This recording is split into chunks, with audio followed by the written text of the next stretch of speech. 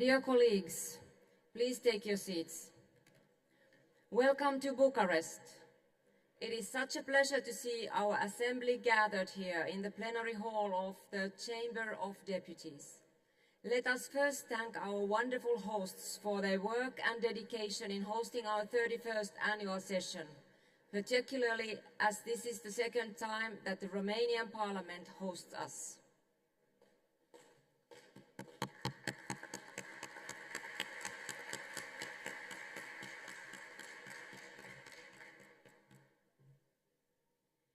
We are pleased to be joined by the President of the Senate, His Excellency Nicolae Ionel Ciucă, and the Vice President of the Chamber of Deputies and Head of the Delegation of Romania to the OSCE, our friend Dan Barna.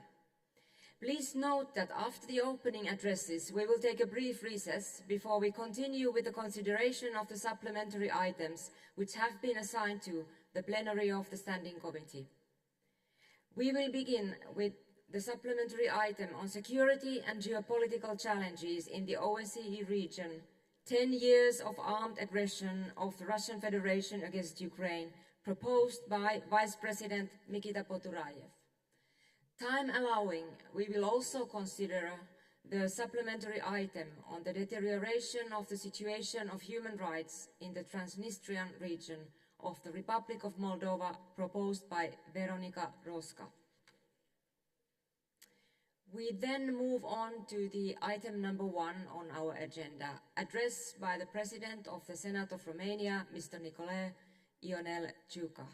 I first invite the President of the Senate, His Excellency, Mr. Ciucă, to deliver his opening address.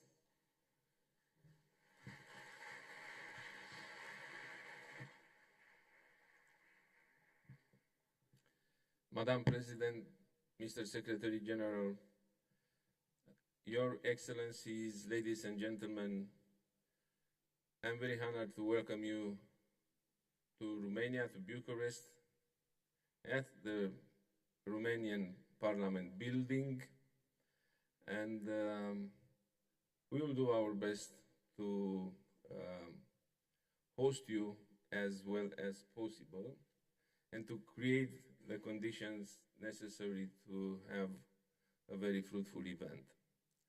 So, for not being necessary to translate, I will switch in Romanian, and I am doing my best during the dinner to find the technical solutions also to watch the football game, because I know that we have some friends here which are very much looking forward to see who's going to win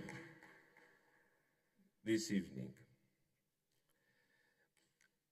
Doamnă președinte a Adunării Parlamentare a OSCE, Madam President, excelențele voastre, Your Excellencies, distinși delegați, doamnelor și distinguished domnilor, guests, ladies and gentlemen, este o mare onoare să găzduim it is my great cea de-a honor 31-a to sesiune host anuală a the Adunării 31st Parlamentare a annual OSCE. session of the Parliamentary Mulțumesc tuturor celor Assembly care au of făcut OSCE. posibilă organizarea la I wish București. to thank all those who have made it possible to organize this prestigious event in Am Bucharest. convingerea că dezbaterile I'm din convinced that aceste the zile vor da debates naștere over unor these soluții și 4 days acțiuni will care să result in contribuie solutions la and actions that will dezideratul contribute securității, to al promovării achieving security, democrației promoting și democracy drepturilor omului în regiune. and human rights in În our aceste region. zile, capitala României Over devine these centrul days, discuțiilor despre The capital of Romania securitatea becomes the Europei fulcrum, și the despre center of soluțiile cele discussions mai about security in Europe and acute about the most pentru stringent problemele cu care solutions ne required to the confruntăm. issues confronting us. Suntem la 2 ani și jumătate de la invazia Rusiei în 2.5 Ucraina, years into the Russian invasion la into doar câteva Ukraine, sute de kilometri de locul în which care is ne taking aflăm. place only a few hundred Românii au kilometers sunetul away from conflictului de dincolo us. de graniță. Romanians hear the sound Agresiunea of the Rusiei conflict împotriva across the Ucrainei border. a făcut The ca Russian războiul aggression against să Ukraine revină pe vechiul continent. caused war to Este o return to the realitate old pe care continent. trebuie să o This is privim a cu reality that we realism should și see hotărâre, with cu a o gândire realistic pe termen lung perspective, și with acțiuni pe determination măsură. on the long term and Autoritățile actions to române au match decis that. să nu permită Romanian participarea authorities delegațiilor have Federației decided Ruse și to Belarusului not la această allow the participation of delegations of Belarus and Ukraine to this session of the Parliamentary Assembly of OSCE. Our mission is security and cooperation. Whoever actively and deliberately subminates European security cannot lay claim to attend, to have a word, to have a say in this assembly, in this meeting. We can't accept anyone to abuse the principles and rules of this organization whilst breaching them blatantly. Regarding the main topic of our session, the role of OSCE in the current security architecture, a parliamentary perspective, we should start from a number of premises. The first is the urgency of our actions. We are now in a critical year for the fate of the war in Ukraine and for the future of democracy and international order based on rules. Our action or inaction will weigh significantly in the future of the region. Any hesitation may result in prolonging the conflict in Ukraine, more serious threats in the Black Sea area with significant social, security and economic consequences to the entire continent. Therefore, we should help Ukraine now with everything in our power, not only for them to defend themselves, but also for them, moreover, for them to free their country and win the war. In the context of the conflict in Ukraine, I want to point out yet again the importance of the international support afforded to the Republic of Moldova. And that's the first assumption, first premise. The second is the multilateral formats and dialogue and their importance in dealing with conflicts and adapting to the current context. Parliaments are representative bodies for democracies. Our parliamentary action must meet the requirements of the time, of the moment. The third premise is that we are now at the crossroads where multiple threats and crises are strengthening each other in all the three directions of action of OSCE, political and military, economic and environment, and human. The war is waged not only on the battlefield, but also on the field of disinformation, manipulation and propaganda that are feeding the hate speech, extremism and radicalism. The great battle of 2024 democrație și autoritarism, între apărarea ordinii internaționale bazate pe reguli și cei care vor să o distrugă într-un mod de viață care pune în centrul său libertatea, drepturile individului, toleranța și cei care vor să le suprime. Dar bătălia noastră nu se oprește în anul 2024. Personal am vorbit în mai multe rânduri despre nevoia unei viziuni pe termen lung, despre un deceniu al securității care să includă răspunsuri coerente la toate crizele prezentului și viitorului, de la cea de securitate la pericolul extremismului și la impactul conflictelor asupra economiilor, mediului și oamenilor, de la declinul demografic la provocările generate de migrație. Acestora li se adaugă incertitudinile care vin din dezvoltarea noilor tehnologii, în special a inteligenței artificiale. Prin reprezentativitatea sa, acesta este forul cel mai îndreptățit să ofere o asemenea viziune. Doamnelor și domnilor, astăzi mai mult ca oricând, OSCE joacă un rol cheie pentru consolidarea securității și cooperării în Europa prin abordarea sa cuprinzătoare. România a fost și rămâne un partener determinant și activ pentru implementarea deplină a principiilor și angajamentelor asumate. România și-a propus să fie un model în ceea ce privește protejarea și promovarea drepturilor persoanelor aparținând minorităților naționale. Acțiunile noastre sistematice pe termen lung au vizat, pe de-o parte, încurajarea participării politice și civice și incluziunea socială.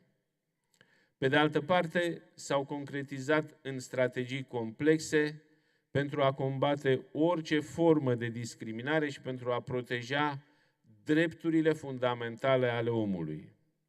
România se află în prima linie a luptei împotriva antisemitismului și oricărei forme de discriminare și de discurs de ură. Vorbesc de la sine politicile adoptate în timp de statul român, dar și eforturile de informare și educare a tinerelor generații.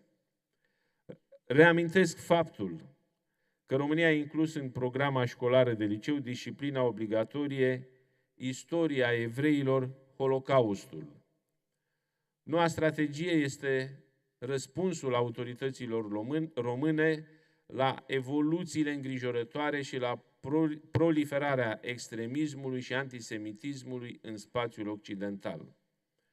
Pentru România, protejarea și promovarea drepturilor și libertăților fiecărei persoane și asigurarea siguranței cetățenilor sub orice formă este o prioritate absolută. Doamnelor și domnilor, în încheiere urez succes celei de-a 31-a sesiuni a adunării parlamentare a OSCE.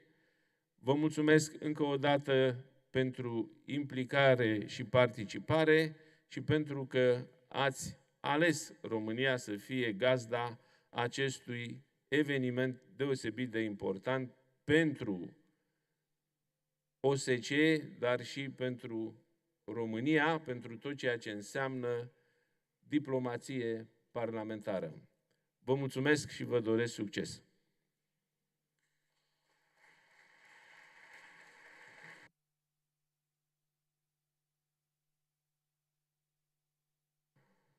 Thank you very much, President Ciucă. I now invite the head of the delegation of Romania to the OSCE, Dan Barna, to deliver his opening address.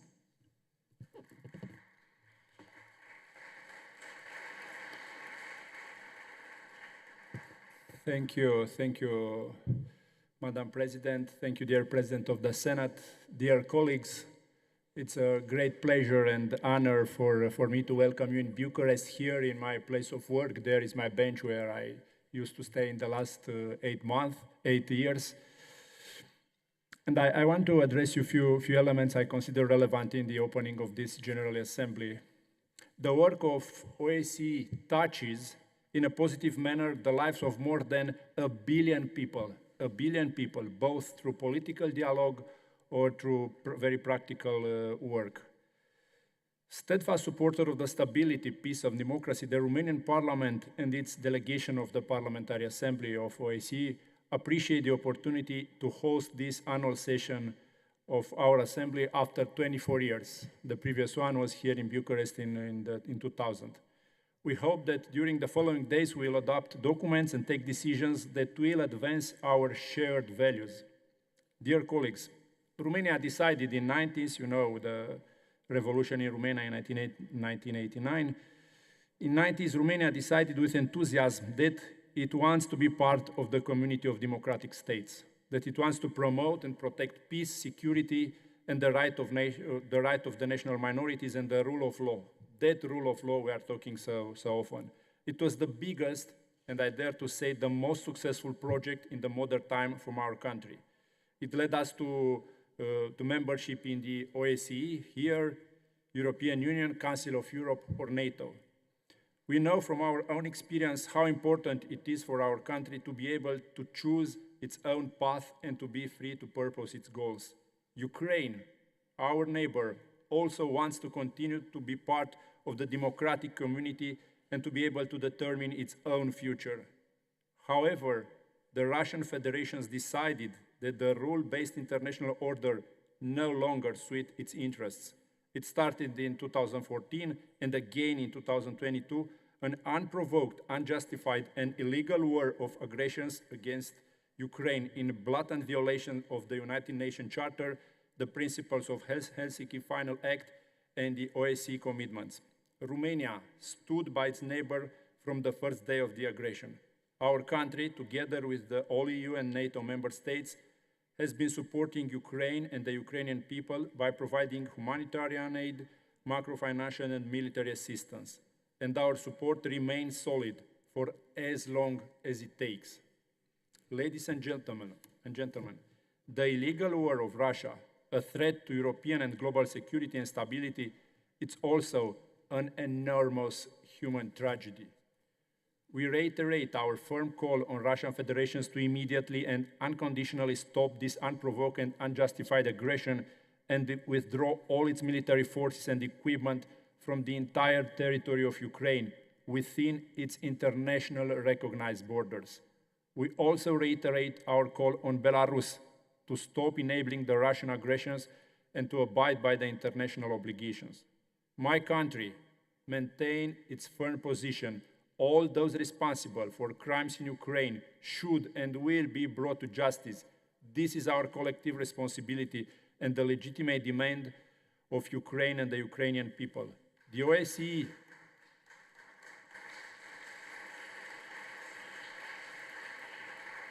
Our organizations, the OSCE, plays an important role in documenting violations in international humanitarian law and international human rights law.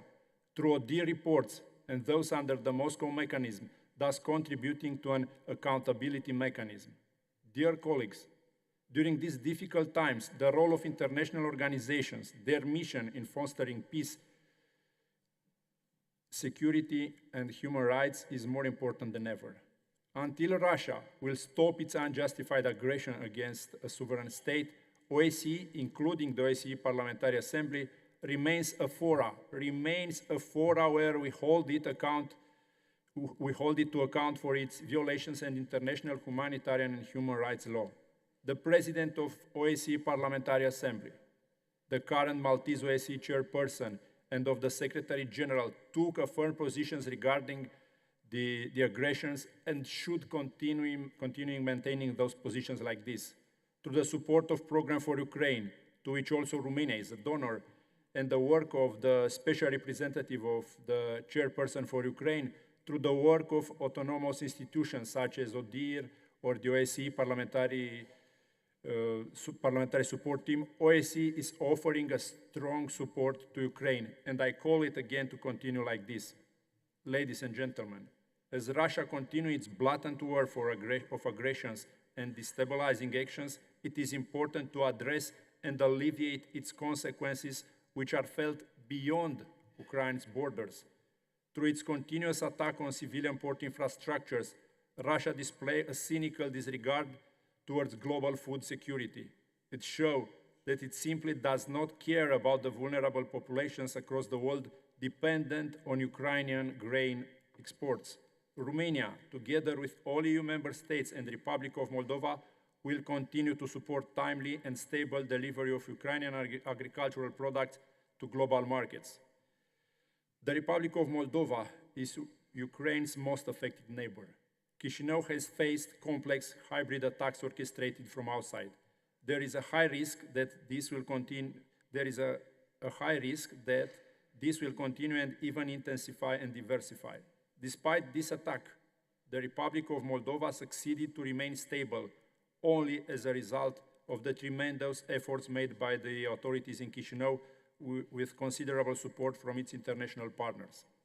We will continue to provide all relevant support to the Republic of Moldova to strengthen its resilience in the face of destabilizing activities by external actors and to support its European accession path. Dear colleagues, we value and commend the OSCE autonomous institutions for their efforts to promote and protect human rights as core components of peaceful, inclusive and democratic societies. Their work, mandates, and institutional independence are essential to the promotion and advancement of democracy, human rights, and fundamental freedom, and the rule of law in our region.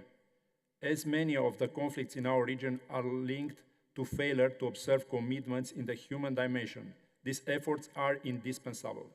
This organization should continue to focus on its unique mandate that brings added value to so many countries and people. Moreover, we should support essential institutions such as OSCE Office for Democratic Institutions and Human Rights, the High Commissioner on National Minorities, the Media Freedom Representative, and their work in protecting and advancing OSCE values. We have an efficient infrastructure which proved that can maintain and develop its main goals during very difficult times, such as the current conflicts. As my grandfather once said to me, when something is not working, it should be changed.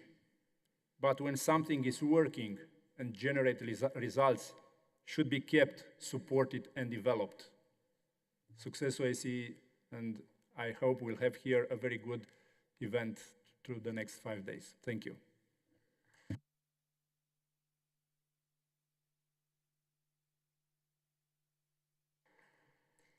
Thank you, Dan Barna, the head of the delegation of Romania to the OSCE PA.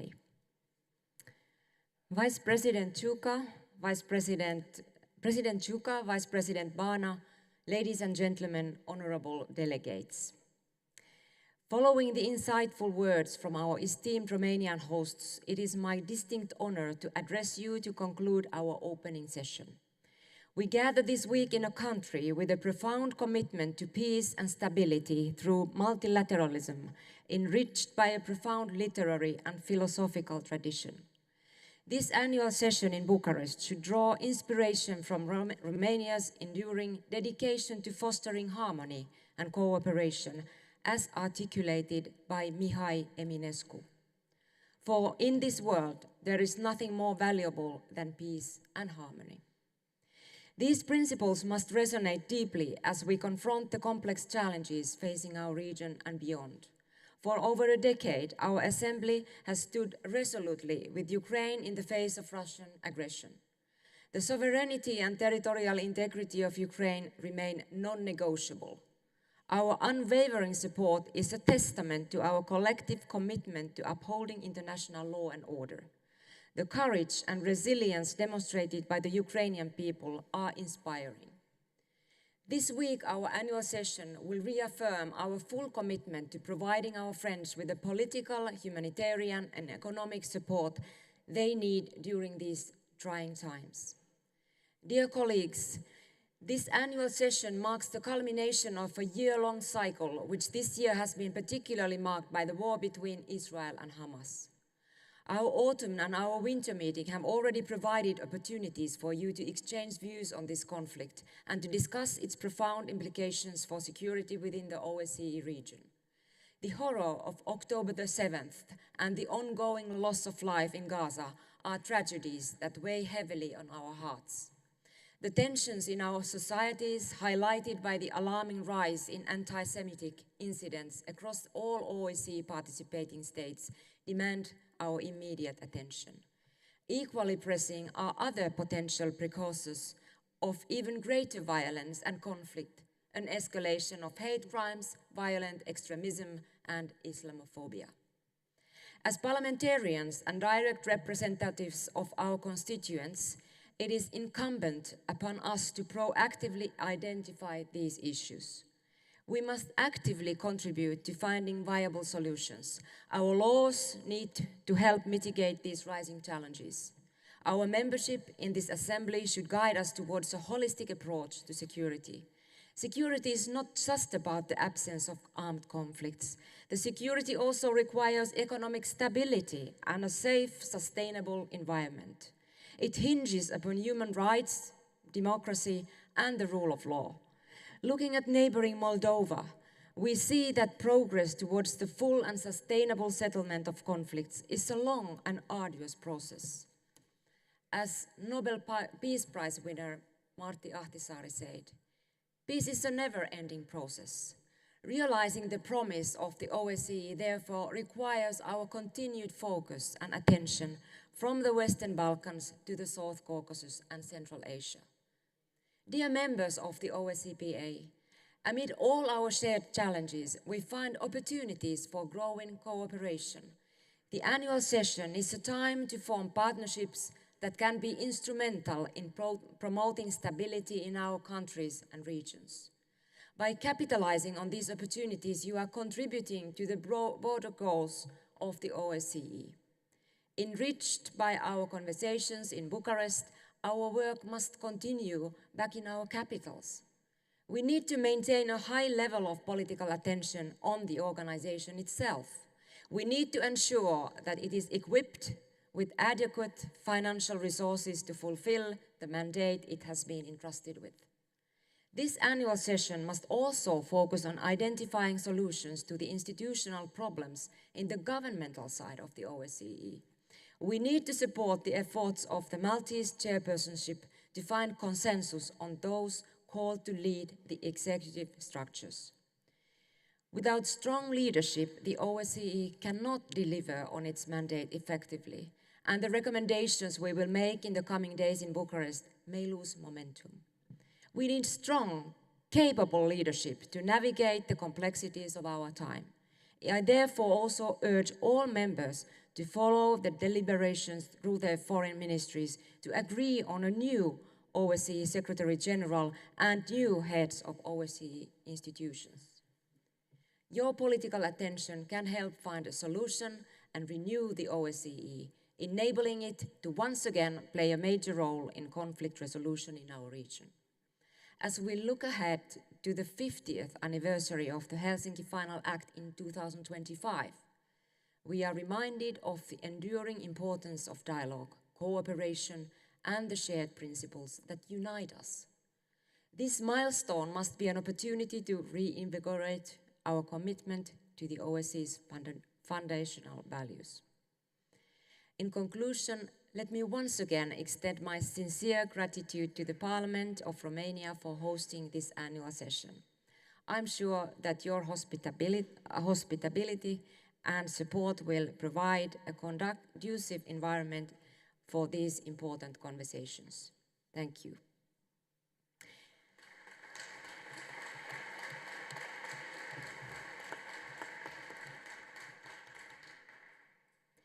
This concludes, dear colleagues, the opening of our annual session. Please stay in your seats.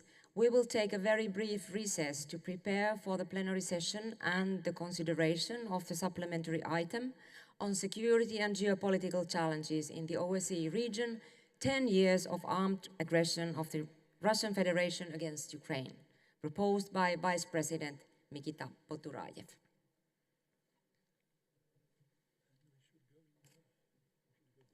Yes.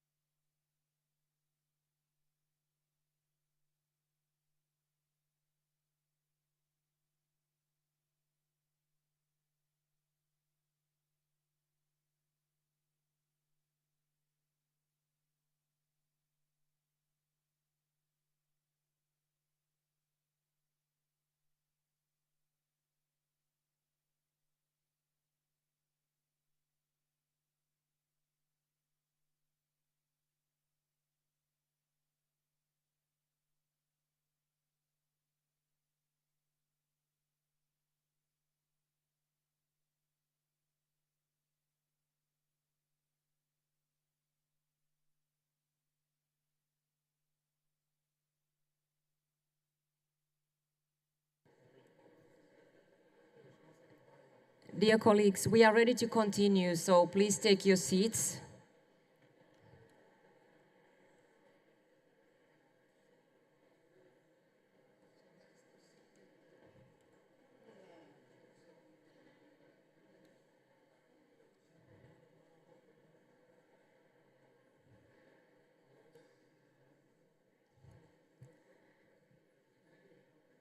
Dear friends, before we move on to the next item, which is consideration of supplementary items, I give the floor to the Secretary General Montella, who has a surprise item on our agenda. Roberto Montella, the floor is now yours.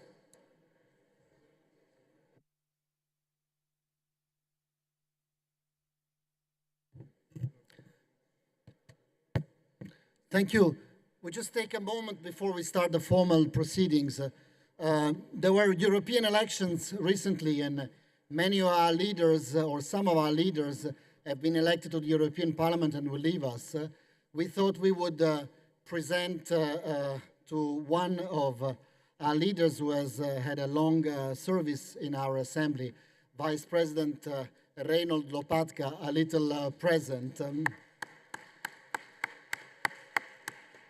Reinhold has served as Vice President, but also as Chair of the Committee on Fighting Terrorism, and has really increased the visibility of this assembly by also signing MOUs with other parliamentary assemblies and getting a leadership role for our assembly in the fight against terrorism from the parliamentary perspective. So Reinhold, I just have a little present for you if you want to come to the podium and just greet your colleagues. Thank you.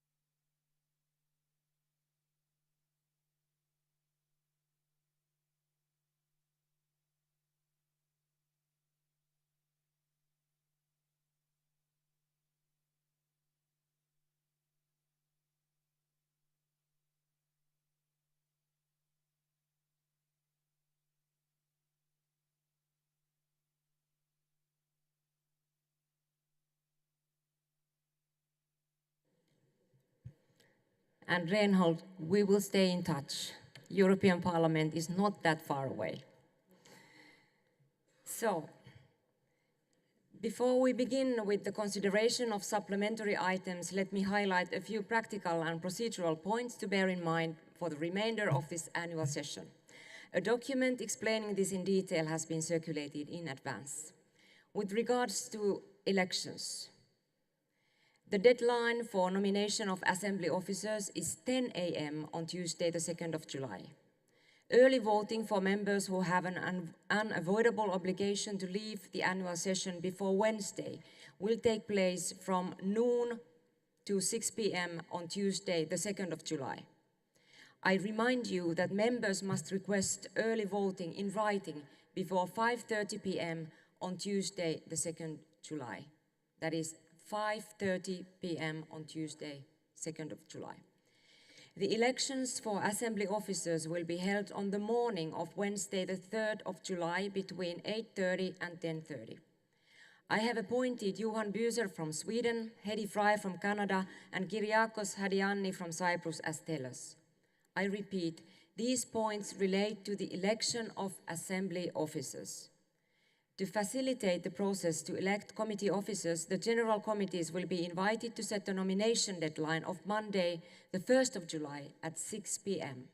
Monday, the 1st of July at 6 p.m. This will be confirmed by each General Committee at its first meeting. These elections will take place during the last meeting of the General Committee. With regard to the list of speakers, in line with Rule 27.2, members wishing to speak in debates should sign up no later than 1 hour before the announced time of the opening of the sitting. 1 hour before. I stress this in particular for the debates in plenary on the 2nd and on the 3rd of July, for which we will have a strict time constraint. Considering that this today is our first plenary session and that you may not all be aware of this rule, I will now open the speakers list for 2 supplementary items on the agenda for the next 10 minutes. Please also register in advance to ask questions to the OSCE chairperson in office. Submitting your question in writing in advance will contribute to hearing clear answers during our plenary session on the 3rd of July. Let me also announce that Lord Smith of Hindhead will be chairing the drafting committee in charge of preparing the Bucharest Declaration. Finally, on behalf of the Ad hoc Committee on Countering Terrorism, I would like to announce that the committee's meeting tomorrow afternoon will be open to all interest members and will feature a presentation of the Parliament Handbook on promoting the implementation of the United Nations Security Council Resolution 1373 on countering terrorism. Please join if your schedule allows. It will be a great opportunity to reflect on our strategic partnership with the United Nations. Dear colleagues, we will now proceed with the consideration of supplementary item number 1, Security and Geopolitical Challenges in the OSCE region, 10 years of armed aggression of the Russian Federation against Ukraine, to be presented by Mr. Mikita Poturayev from Ukraine. Mr. Poturayev, you have the floor. Thank you, Madam President, dear colleagues. First of all, let me thank you, our Romanian colleagues, for perfect organization of our meeting here in Bucharest. And I would also like to stress the role of Romania of deblocking Ukrainian grain, of deblocking Ukrainian transport corridors, of creating new transport corridors. Romania, together with other countries of Black Sea area, showed to these pirates from Moscow swamps that they could never be masters of Black Sea. Black Sea belongs to the countries which live around this sea and use this sea. And this sea should be free, so as Azov Sea also. I also would like to thank our Switzerland colleagues who, together with us, together with many other countries, organized first Peace Summit in Switzerland. This is our common success, since we are setting a precedent by demonstrating our unshakable belief that peace can and must be achieved not on compromises with the aggressor state, but on the terms of the UN Charter. The summit has demonstrated that we are united in support for the territorial integrity and sovereignty of Ukraine, as well as stand for a just peace for my country and Europe in general. It's clear that a just peace can be based only on the norms of international law, on the provisions of the UN Charter and the norms of the Helsinki Final Act, basic norms of our organization. This is the basic prerequisite ensuring that we will live in the world free from aggressions, free from attempts to change borders by force, and free from tries to coerce sovereign people. However, to achieve a just peace and to give a real chance for diplomacy, we have to set proper conditions for that. First, Ukraine needs more defensive systems to protect its skies from missiles, drones, and bombs. Second, Ukraine needs more artillery shells and long-range weapons not to allow Russians to open new front lines and to move deeper into Ukraine's territory. Third, Ukraine needs more modern military equipment to drive the Russian troops back to internationally recognized borders. Fourth, this war is first of all about resources, and to stop the Russian war machine, we need more sanctions, and Russian regime must be isolated. The more restrictive measures are introduced, the more lives can be saved. And fifth, it is time for courage decision to end finally this Russia's crisis of insecurity and shape safe and prosperous Europe's future for decades. It is time to do our best to get rid of existing gray zones of insecurity. That said, there is no alternative for Ukraine's victory. There is no alternative for Ukraine's future membership in the EU and NATO, since all of us want to see the entire OSCE region successful and peaceful and free from border revanchism and aggressive nationalism. By having these elements in place, we would force Moscow to end this war with restoring a just and lasting peace in Europe. And today, freedom can prevail only if the international community stays united against the Russian war of aggression and Russism. So, colleagues, let's make new strong step. Please support our supplementary item. Thank you.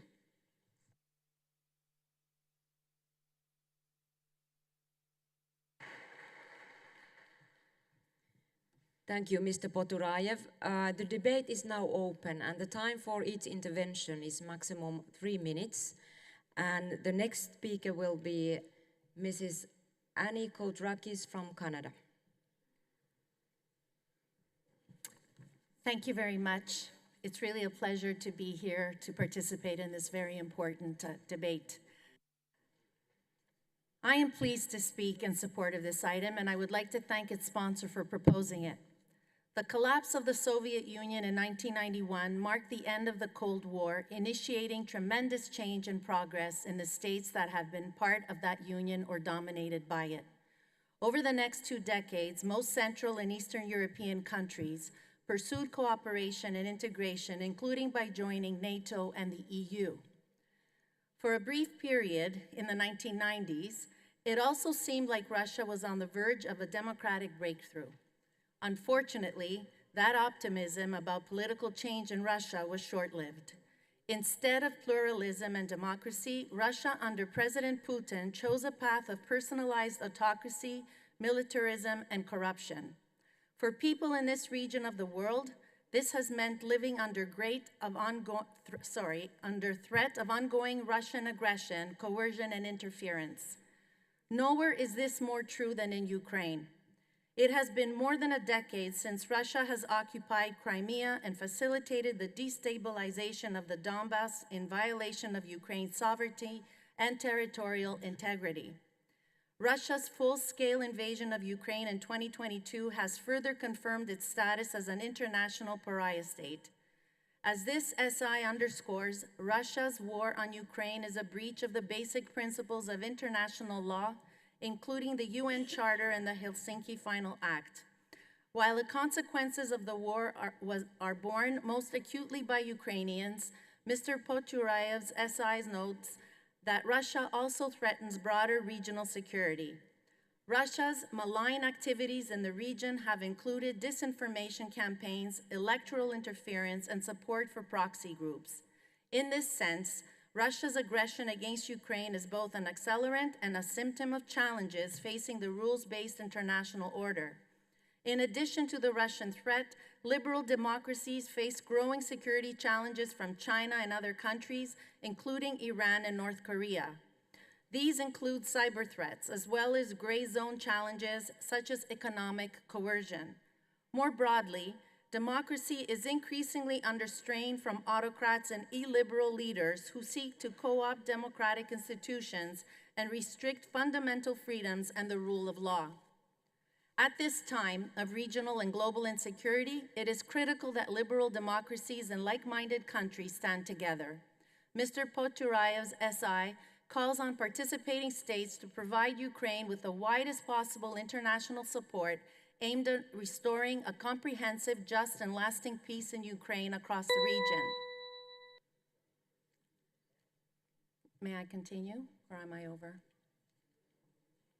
You may continue half a minute. The OSCE also urges participating states to take exhaustive measures to address Russia's gross violations of international law and its basic OSCE commitments. Colleagues, the rules-based international order is at a crossroads. As parliamentarians, we should act with a sense of urgency and decisiveness that this moment demands by supporting Ukraine in its fight for freedom and democracy, as well as the rights of all people to live in peace and with dignity. I urge you all to support this SI. Thank you.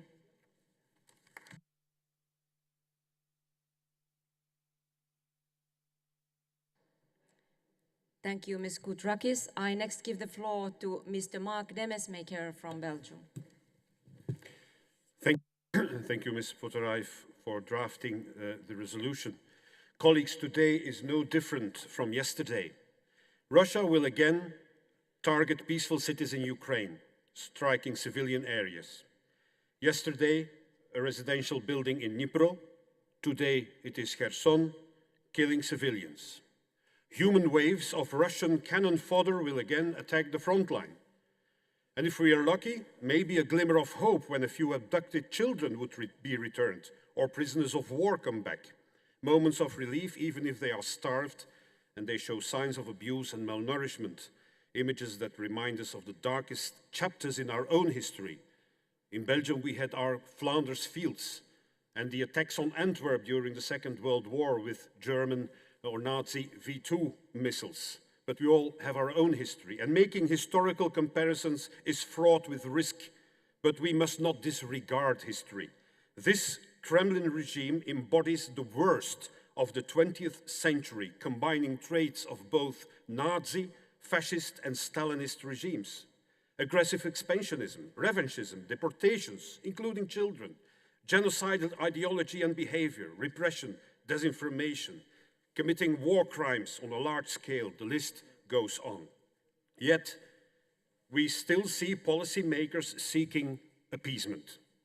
Well, any peace formula that does not restore Ukraine's sovereignty and territorial integrity within its internationally recognized borders would mean that in this 21st century, regimes like this can be rewarded for invading a peaceful neighbor, occupying it, committing robbery, murder, torture and rape. Appeasement would lead to this outcome. We all bear the responsibility to prevent this by supporting the President of Ukraine's peace formula, by strengthening and implementing sanctions and closing the loopholes we often allow, increasing humanitarian and military aid, and the best humanitarian aid ensures that Ukraine can defend itself, recognizing that the front line of this war indeed is not far from here in Ukraine, but that the battlefield extends to the entire democratic world. Through hybrid warfare, cyber attacks, disinformation, election meddling, and the weaponization of food and migration. If we want a just and peaceful world for future generations, by ensuring justice, by holding perpetrators accountable for their crimes committed during this war. In conclusion, the stakes of this conflict go beyond Ukraine. They affect the principles of sovereignty, human rights and international law that underpin global peace and security. Our commitment today will shape the world tomorrow. We have a responsibility to ensure that justice prevails and that future generations inherit a world where peace and democracy triumph over tyranny and aggression. Thank you.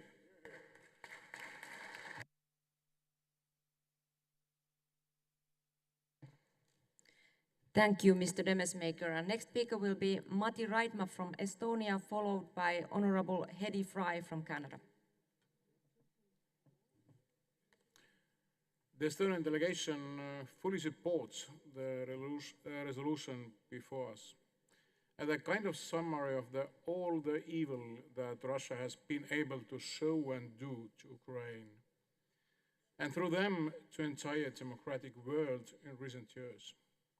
At this point, we can ask from ourselves, does anyone know an international law or regulation that Russia has not ignored in recent years? Today's global confrontation between countries and peoples who want to a world order based on democracy or dictatorship is at its historical stage. There is no going back. There is no consensus seeking. We have to choose a side. The OSCE and our Parliamentary Assembly have done this. We are a platform for democratic values. We argue, we discuss, but we stick together.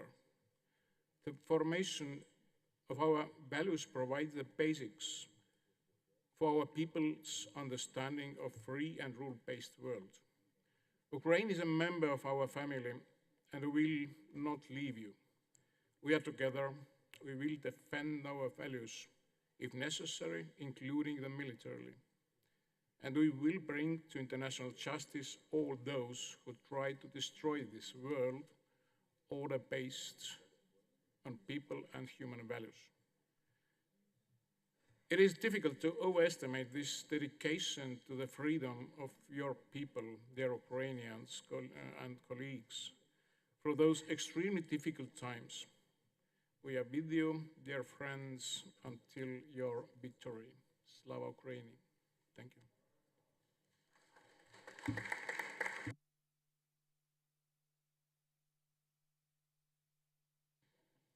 Thank you. And our next speaker is Honorable Hedi Fry, and she will be followed by Mr. Stanislav Anastasov from Bulgaria. Thank you, Madam President. I also want to thank Bucharest for this wonderful city. Just the city is beautiful. I wanted to support this SI because it's very simple. I could go into all kinds of history, etc. The bottom line is, if a bully disobeys a law, and all of the laws we talked about, international law, the Helsinki Convention, all of those issues, Russia has gone against the territorial integrity of Ukraine. They've invaded a sovereign nation. They have done so with aggression. They're committing genocide by trying to get Russian children to become, Ukrainian children to become Russian. They are crimes of humanity. They have to be held accountable. We have to stand up and hold them accountable. It's a very basic thing. Today, Ukraine, tomorrow, whom? We need to stand together, all of us. It's not a time for appeasement. It's a time to hold Russia accountable for its crimes. It's time to make sure that we help Ukraine in every way we can. Canada has believed this from the very beginning. Canada stands very strongly with Ukraine to do whatever we need to do to help them. But at the end of the day, to get a message to every country that would wish to invade another sovereign nation, that you cannot do this with impunity, you cannot get away with it, you cannot break the rule of law, and we will have to stand firmly. It's not time for appeasement right now. It's time to stop and to say very clearly, we will not allow bullies to exist. Thank you.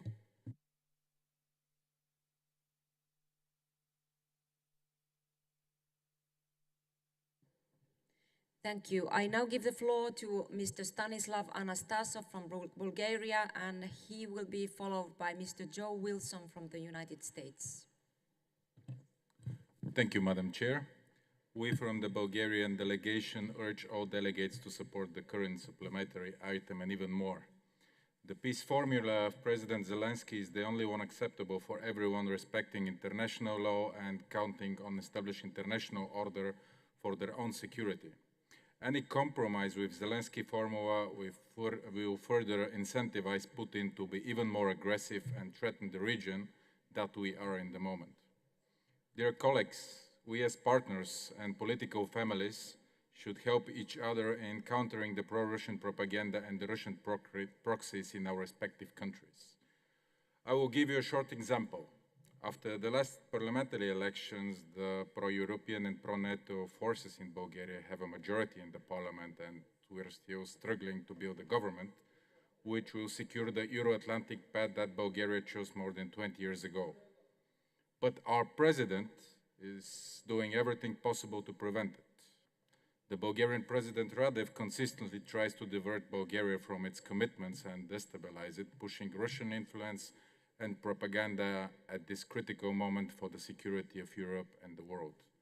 He even refused to lead the Bulgarian delegation to the Washington summit because he didn't agree with the position of the current government.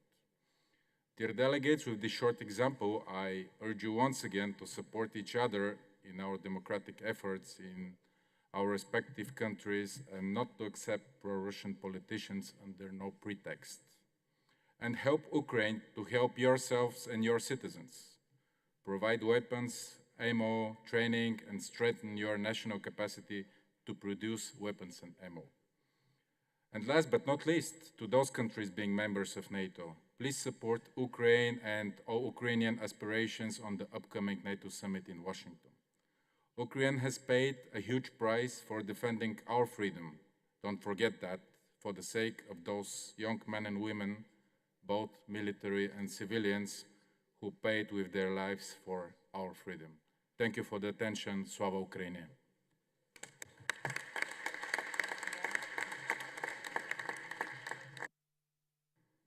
Thank you. And our next speaker is Mr. Joe Wilson from the United States, and he will be followed by Mrs. Vilja Aleknaite-Abramikiene from Lithuania.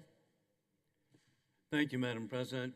And I'm very grateful to return to Bucharest today.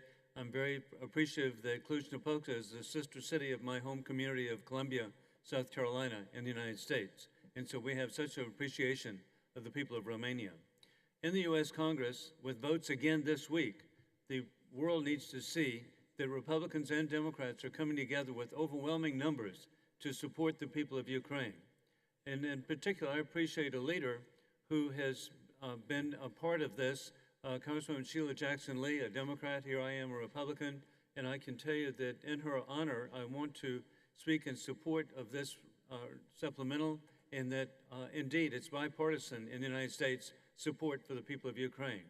And we understand that war criminal Putin claims that by removing children from their families to Russia and Russian-controlled areas is protecting them from the dangers of war. But it's sad that it's clear that it was the war that was created by war criminal Putin, and with his actions beginning 10 years ago, with thousands of deaths. Additionally, dictator Putin is oppressing the people of Russia, but he has extended his intent to invade to Moldova and Georgia, threatening Estonia and threatening Poland. We know from those who've escaped that Russia has been forcibly Russifying these children to erase their Ukrainian heritage and to brainwash loyalty to Russia. This replicates the kidnapping of children from Poland by Nazis in World War II. This activity clearly, sadly, is genocide under the 1948 Genocide Convention. We must pursue accountability with every tool available to achieve peace through strength over dictatorships. The most comprehensive way is to support Ukraine until victory of sovereignty and the complete liberation of its occupied territories, with the Balkans also free of Russian influence. I urge all present to support this supplementary item, and more importantly, to make the case for military support to Ukraine to their respective parliaments to establish and reestablish peace through strength. I yield back.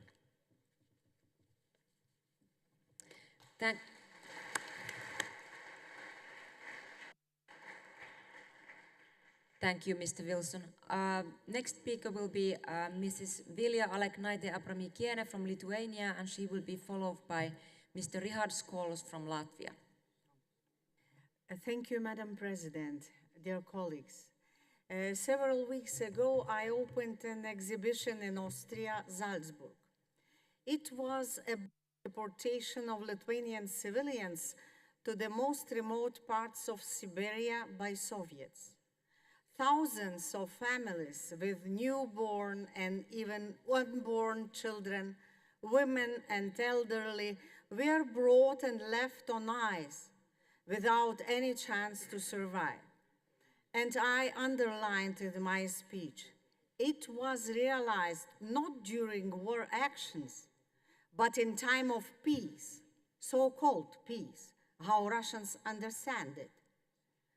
Deportations and torture of Ukrainians in our time remind us one terrible thing, that pace russa, peace under Russian rules, doesn't bring any peace.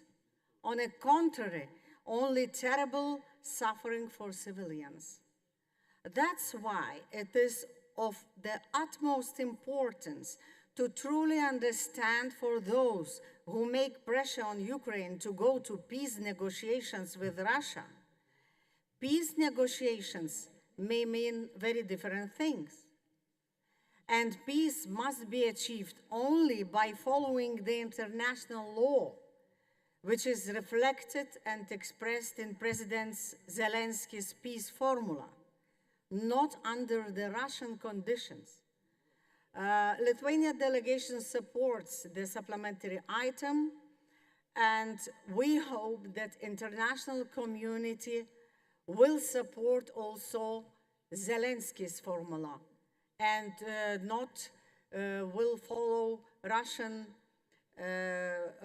conditions and Russian proposals. It is important not only for Ukrainians, it's important for all of us, for all those especially who can be the next victims of Russian aggression. Thank you.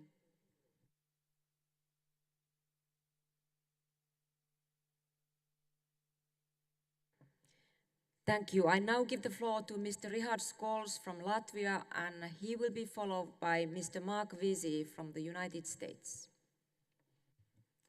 Thank you, Madam President, and thank you, Mikita Poturya, for the supplementary item. It's well balanced and I think reflects what is being done for the past 856 days. That is exactly the amount of days since the full-scale invasion of Russia into independent country, Ukraine. And what has been so far? So Russia is clearly indicating they're there for the long run. They will outlast with their patience, with armament, the West, let's say the democratic part of the world. Their defense expenditure is already a war budget. 7 to 8% from their GDP is dedicated to military infrastructure. So that is a clear signal that there are no room for any negotiations whatsoever.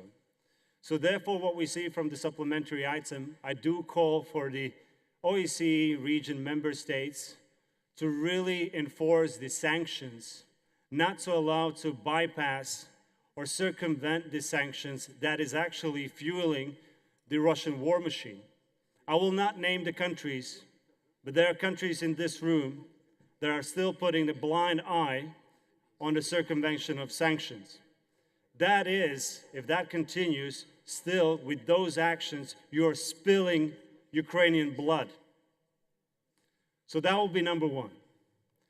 Number two is actually another mandate that the OSCE organization has, and we haven't discussed here in this room, is the mandate on the arms control.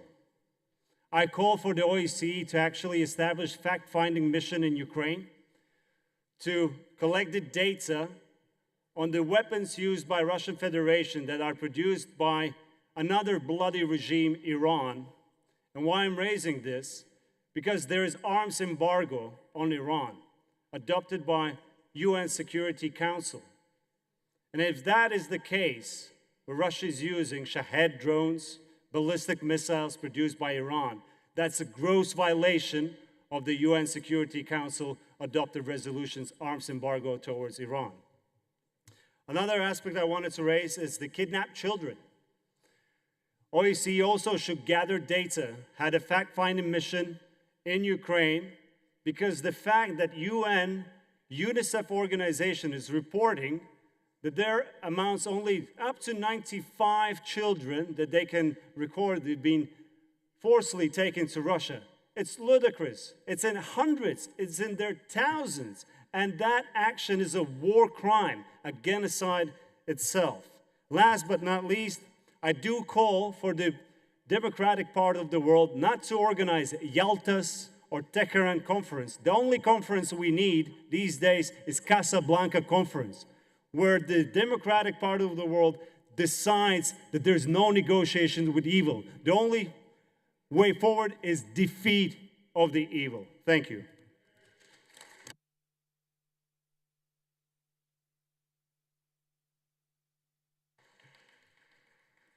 Thank you. Since Mr. Mark Vesey from the United States is not here yet, I will give the floor to Mrs. Victoria Sparts from the United States of America, and she will be followed by Mr. Birgir Thorarinsson from Iceland.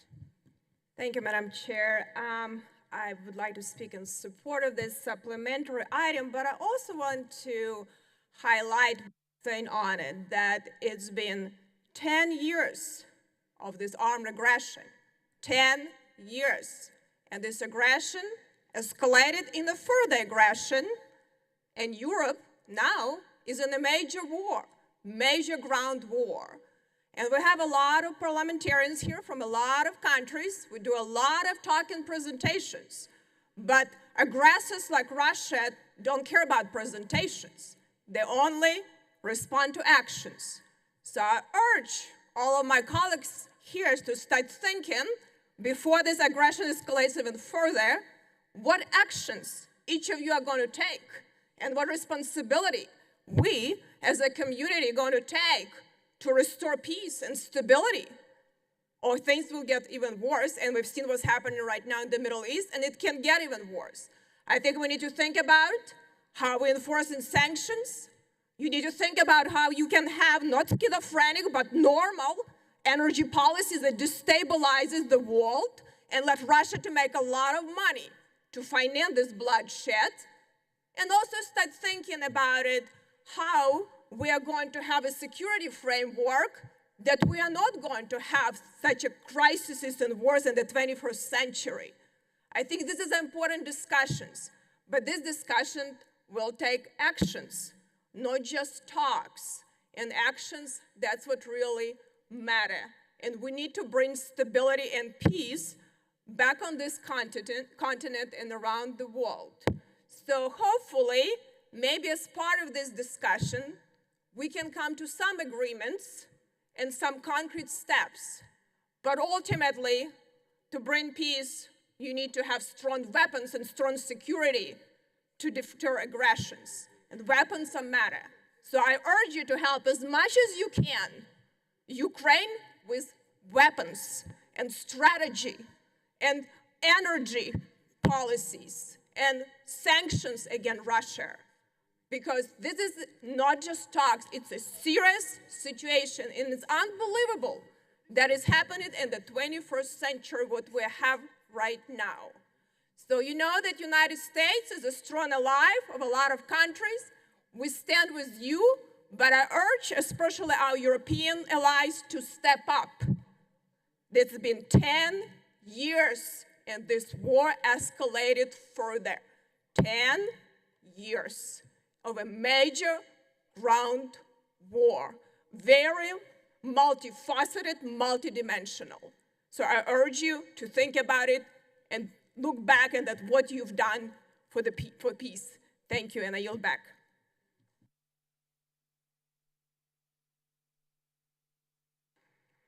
Thank you, and I now give the floor to Mr. Birgir Thorarinsson from Iceland, and he will be followed by Mr. Fatmir Mediu from Albania. Madam President, dear colleagues, I would like to acknowledge the outcome of the Peace Summit in Switzerland and commend President Zelensky and his team. A peace initiative should not be controlled by the aggressor, but should aim for fairness and contribute to a just and lasting peace that benefits not only Ukraine, but also global security.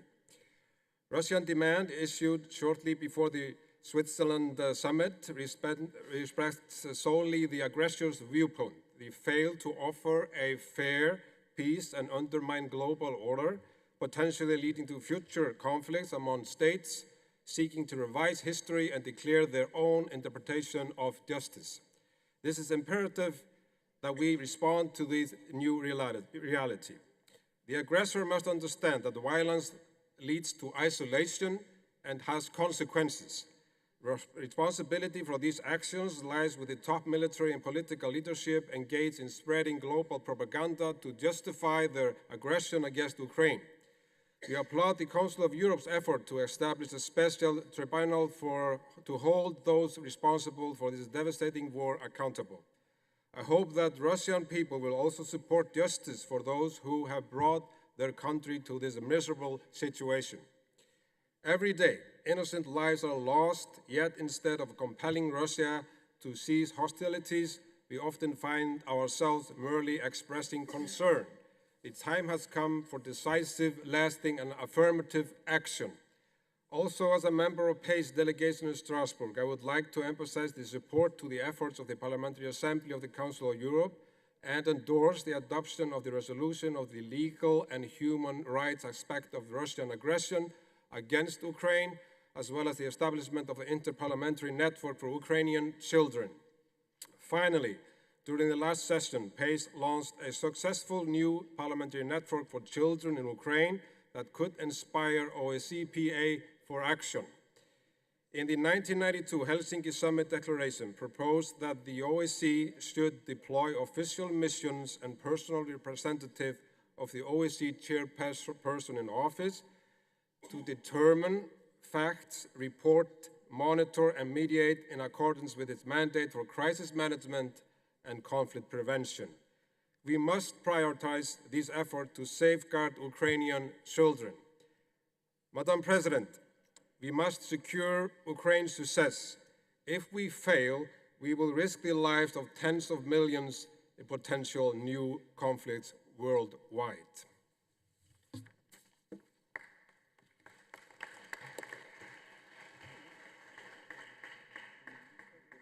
Thank you. I now give the floor to Mr. Fatmir Mediu from Albania, and he will be followed by Mr. Perry Juan Pons from Spain.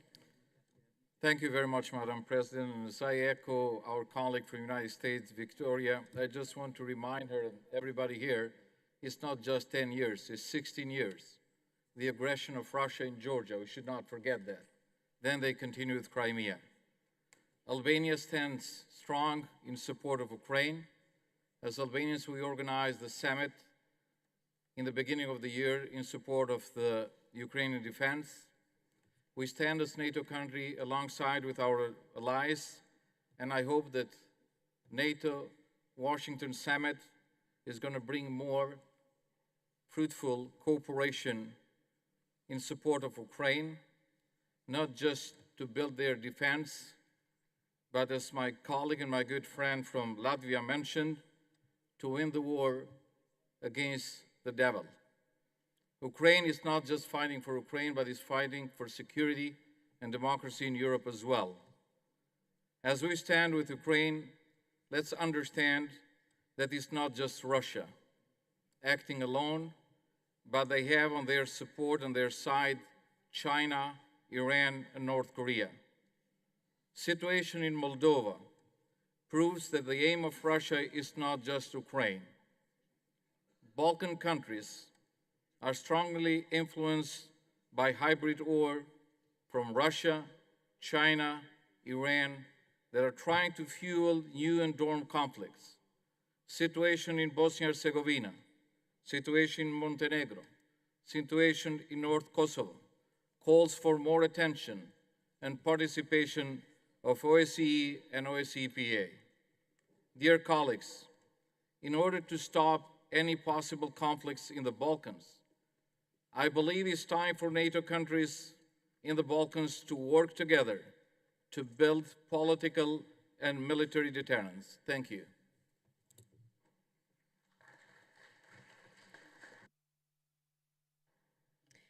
Thank you. I now give the floor to Mr. Per Pons from Spain, and he will be followed by Mrs. Farah Karimi from the Netherlands. Thank you, Madam President. Thank you, Pia. And just a few comments on, and a few bullet points on the discussion, because I think it's interesting to have these kind of discussions. First of all, congratulations to the delegation of Ukraine for the document, and of course, full support from us, from the Spanish delegation. We had a recent visit of President Zelensky in Spain, and we signed an agreement of $1 billion, and then, as from the beginning, total support. But some notes. The first thing is that I think it's very important to be all united. Of course, it's very important. But the bad side of the story is that if you have more and more populism among us, and some of the populists are in the past or in the present still having links with Putin, it's not very easy to be condemning what is going on without at least being a little bit autocritical. And I would say that what is suffering here is democracy. So democracy is suffering. And then we have seen what happened in the European elections very recently.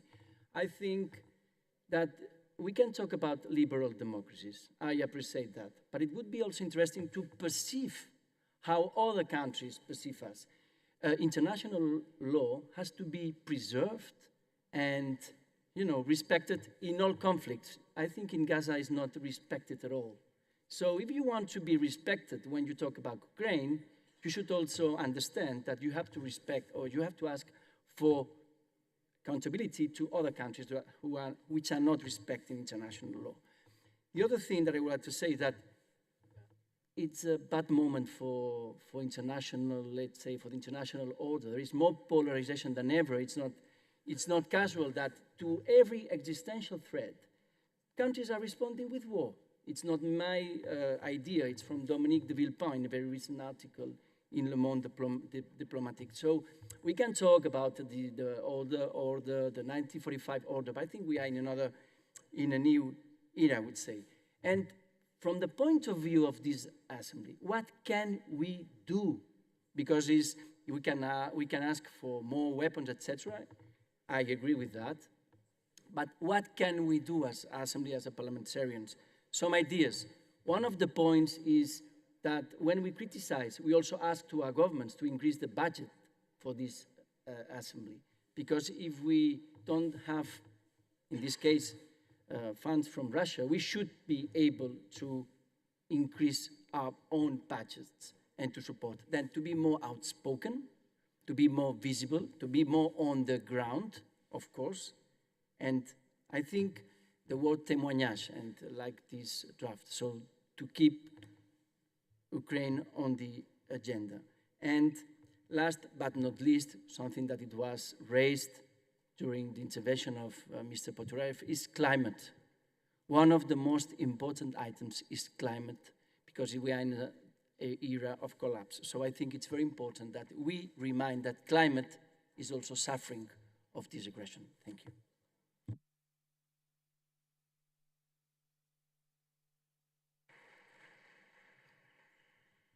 Thank you, Per.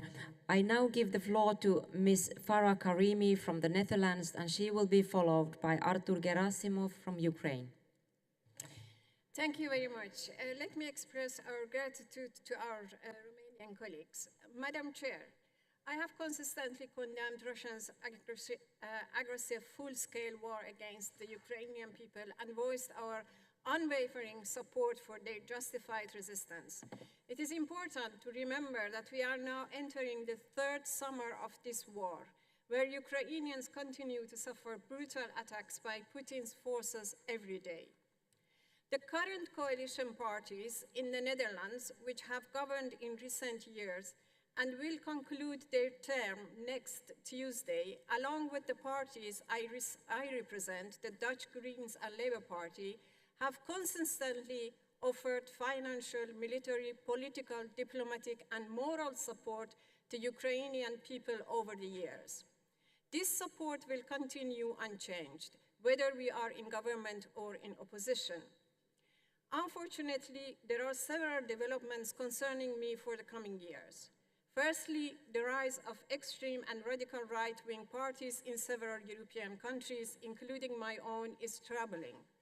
Some openly endorse Putin. Furthermore, I am concerned about the upcoming American presidential elections, where one candidate openly undermines NATO with remarks that could have disastrous consequences for Ukraine and the security of Europe as a whole. Secondly, the double standards observed in the world, particularly from Western countries, are alarming. While rightly supporting Ukraine, some of these countries overlook or even support the ongoing slaughter of Palestinian people, where thousands of innocent children, women, and civilians have been killed in a nearly 10-month-long conflict. Labeling Putin's actions in Ukraine as genocide, while justifying Israel's brutal war against Palestinians as self-defense, despite the ICJ indicating Israel's actions could constitute genocide already in January, is a serious undermining of international and humanitarian law. It calls into question our commitment to the most basic principles of humanity and weakens globally the solidarity with the Ukrainian people. These are significant concerns that require our attention when formulating our positions in our resolutions and supplementary items. Finally, Madam Chair, I have a specific question. In supplementary item Articles 66 and 67, it is mentioned that investigations have uncovered extensive infiltration by Russian special services in OSCE and OSCE-PA. I believe we need clear explanation and evidence regarding these allegations. They are serious accusations. Could the President and Secretary General address these allegations, please? Thank you very much.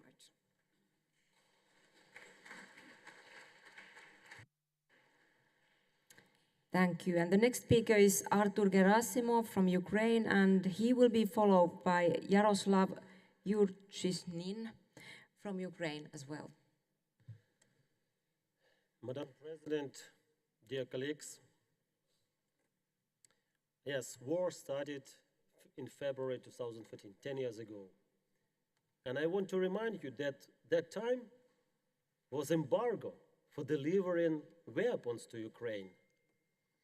Occupation of Crimea, occupation of Donetsk and Lugansk regions, MH17. But let me remind you that chain didn't start in Ukraine. Chain started much earlier, and my colleagues already mentioned that. Actions of Russia in Transnistria, no prompt reply from the free world. After Chechnya, no prompt reply from the free world. After invasion to Georgia, no prompt reply. February 2014, occupation of Crimea, Donetsk and Lugansk region. And February 24th, 2022, full-scale invasion. All of you remember, Mikita was here. I was, by the way, exactly the time in the airport. My flight to Vienna through Warsaw was scheduled early in the morning. I even didn't go to the registration desk because I read the news, went home, got my Kalashnikov, and went to the parliament. 5 minutes after 8, all Ukrainian parliament was on the place. All Ukrainian parliament, excluding those people who was in the official trips to the international organizations. And we voted for the martial law installation. After that, all MPs started to execute their obligations on the front line in the Kiev, and you know, enemy was near Kiev. And now all of you know what happened. Bucha, Bakhmut, Mariupol, not less than 100,000 Ukrainians till that minute killed by Kremlin. 551, please remember this figure. 551 child killed by Putin this minute in Ukraine during full-scale invasion. More than 20,000 our children kidnapped. Just try to fill these figures. And this is very important for us. And I want to say thank you for this assembly, for keeping Ukraine in the focus. I want to say thank you for all countries, for all colleagues who are supporting us, who are supporting our country, who are supporting our army, who are supporting our children and women. Because we understand that Ukraine is fighting not only for Ukraine, we are fighting for the free world, together with the free world. And we strongly believe in that. I need to say that Russia and Ukraine is committing not only genocide, but also ecocide. Please remember about that. And my simple request for you, please vote in favor of this supplementary item. I want to say that this supplementary item was also approved by Parliamentary Supporting Team for Ukraine. And in conclusion, Kremlin understands only the language of power. Please, always remember about that. And also, Kremlin afraid if we are united. So, let's show our power. Let's be united. Thank you.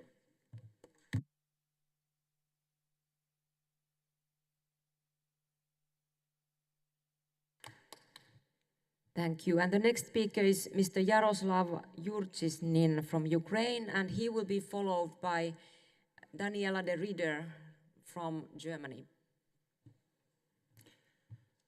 Ladies and gentlemen, allow me to be the voice of the silenced people who are not representative here, who are still under the colonial pressure of the empire called the Russia Federation.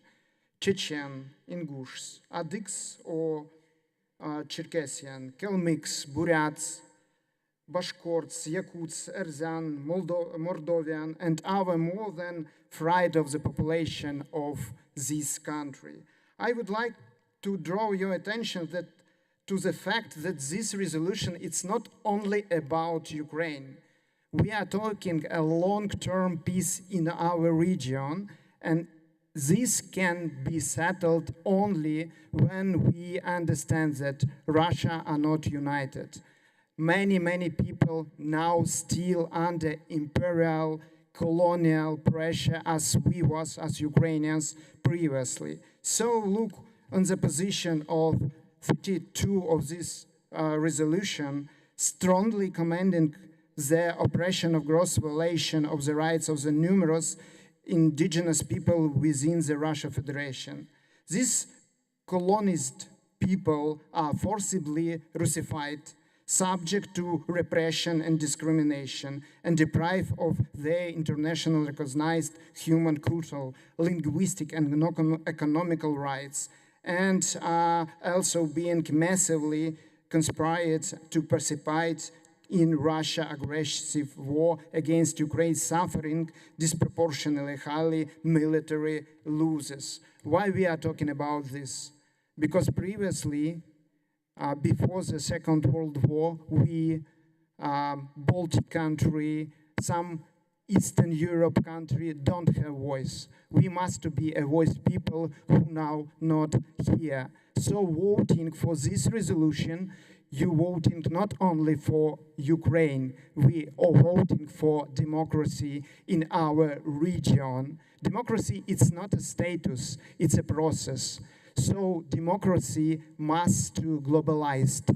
And we do believe that we can rebuild so-called Russia Federation on more democracy platform, but not talking with just liberal so-called opposition, but with opposition of ethnical and national minorities in Russia. And when Putin, which in our country sometimes calling Huilo, will finish his ruling, it will be not the end of Russia Federation. Russia Federation will be finished to be a colonial empire, well, when all occupied by Russia nation will be freed. Thanks.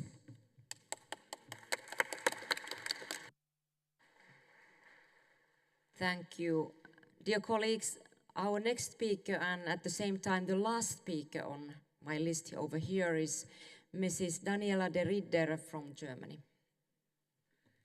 Vielen Dank, Frau Präsidentin, liebe Kolleginnen und Kollegen. Am 15. und 16. Juni diesen Jahres hat eine Friedenskonferenz in Burgenstock in der Schweiz stattgefunden, von der ein großes, ermutigendes Signal ausgegangen ist. Und bei dieser Friedenskonferenz ist noch einmal deutlich geworden, dass der 10-Punkte-Plan von Präsident Zelensky eine ganz besonders große Wichtigkeit hat, um Frieden wiederherzustellen. Ich bin dankbar für diese Konferenz und ich bin umso dankbarer, dass wir heute die Gelegenheit haben, diesen Tagesordnungspunkt in dieser großen Breite auch zu diskutieren. Wir werden ja gleich die Gelegenheit haben, auch nochmal das Supplementary Item der Kollegen aus der Ukraine, allen voran Mikita Potorajew, zu diskutieren. Ja, es ist richtig. Russland tritt unsere Prinzipien, unsere Werte mit Füßen, wenn sie ein anderes Land aus unserer OSZE-Gemeinschaft angreift. Und das hat sie ganz maßgeblich getan. Und dieser Krieg berührt eben nicht nur, und das haben viele Kolleginnen und Kollegen ja schon betont, die Ukraine selbst, sondern auch viele Nachbarländer und ja, sogar die ganze Welt. Deshalb will ich die Gelegenheit auch noch mal nutzen und der rumänischen Delegation danken, dass sie uns heute hier die Möglichkeit anbietet, ein Forum zu haben, wo wir dies diskutieren können. Und Rumänien selbst gebührt auch Dank, weil sie ohne viel Aufhebens viele ukrainische Geflüchtete aufgenommen haben. Der Spirit von Helsinki muss es uns erlauben und macht es auch noch mal deutlich, dass wir für die territoriale Integrität der Ukraine, aber aller anderen Mitgliedstaaten kämpfen und uns einsetzen müssen. Dazu gehört aber auch die kulturelle Integrität. Auch die wird von Russland in der Ukraine mit Füßen getreten. Ich selbst hatte Gelegenheit, nach Irpin und nach Butscha zu fahren. Und diese Gräuel, die dort geschehen sind, sind ein Menschenrechtsverbrechen, das geahndet werden muss. Dennoch bin ich der Auffassung, dass wir alle Gesprächskanäle offen halten müssen, auch wenn nicht alle derzeit genutzt werden können. Aber der Gefangenenaustausch macht es notwendig. Die Verschleppung auch der ukrainischen Kinder und Jugendlichen, genauso wie die Befreiung der noch festgehaltenen OSZE-Mitarbeiter in Russland, dass wir uns bemühen, genau dieses Problem auch beizulegen. Ja, der Krieg Russlands gegen die Ukraine zeigt auch, wie nah wir an einer atomaren Bedrohung sind. Ich erinnere auch an die Situation in Saporischschja. Und ich verurteile auch, und ich hoffe, Sie folgen mir da, dass es hier um einen Ökozid geht, wenn wir an den Staudamm von Kachowka denken, wo der Damm ja gesprengt worden ist. Ja, die ganze Welt ist berührt von diesem Krieg. Das weiß man inzwischen auch in Kenia, wo eben auch die Menschen aufgrund der Grain Deal-Situation eine etwas stärkere Erleichterung erhalten. Aber auch in Kenia wird wieder gehungert und nicht nur dort. Wir müssen verurteilen, dass auch der russische Angriffskrieg Hunger wieder zur Kriegswaffe gemacht hat und uns entsprechend solidarisieren. Ich fordere uns deshalb alle auf, Sanktionen noch mal deutlicher zu verschärfen und das Thema Ernährungssicherheit auch mit auf die Agenda zu setzen. Vielen Dank.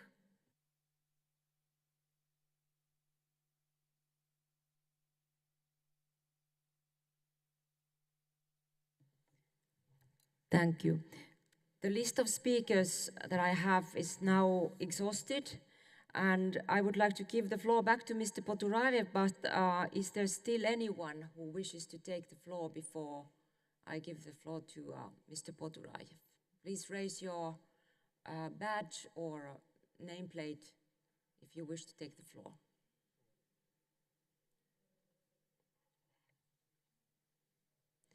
If there is no one, I then give the floor to Mr. Poturaev, who would probably like to respond. Dear colleagues, I would like to maybe save a little bit of time, and I would like to comment proposals of 2 amendments to supplementary item. First of all, with great respect and thanks to all colleagues that created and signed these amendments. But I would like to, on behalf of our delegation, I would like to say that we fully support the amendment number 2 about new sanctions against Russian gas. But we don't agree with amendment number 1, because we strongly believe that words are important. And look, we in our text we stress that peace formula by President Zelensky is the only and realistic plan of reaching peace. And yes, new words that it's a reliable and necessary proposal. It seems that it's like the same, but I'm sorry to remind, but we believe we remember Budapest memorandum, and we remember this very light difference in English and Ukrainian text. In Ukrainian text, it was written that Ukraine gets rid of its nuclear weapons and receives guarantees. But in English, it was Ukrainian get rid and receives assurance. And it's and this difference became clear in 2014, 10 years ago, when invasion to Ukraine started, unfortunately. So, Madam the Reader, Daniela, this is our position. We understand what you are trying to do with this amendment number 1, but we can't agree. But we fully support amendment number 2. This is all we would like to comment about our supplementary item, colleagues. Thank you.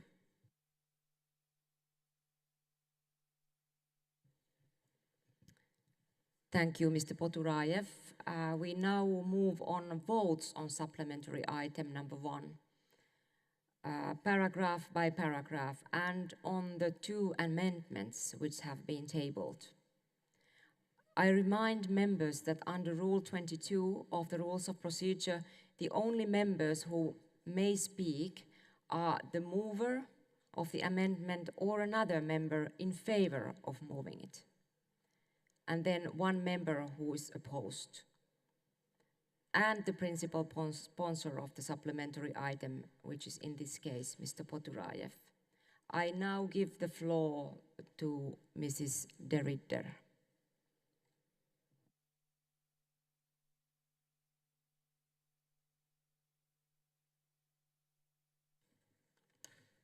Vielen Dank, Frau Präsidentin, für die Worterteilung. Wir und die Unterstützer meines Änderungsvorschlages schlagen eine kleine Variante vor in dem Passus in Paragraph 11. Hier wollen wir Sie dazu anhalten, aus der Formulierung "the only effective and realistic plan" die Formulierung "an adequate and necessary proposal" zu machen, weil wir glauben, dass es weitere Spielräume auch für die Verhandlung geben muss, diesen Plan auch umzusetzen. Die Formulierung, die wir vorschlagen, erweitert die Möglichkeiten der Verhandlungsspielräume, auch gerade mit Blick darauf, dass der Präsident Zelensky einen 10-Punkte-Plan aufgestellt hat, den wir sehr unterstützen wollen, aber der Möglichkeiten des Verhandelns und der Aushandlungsprozesse erlauben soll.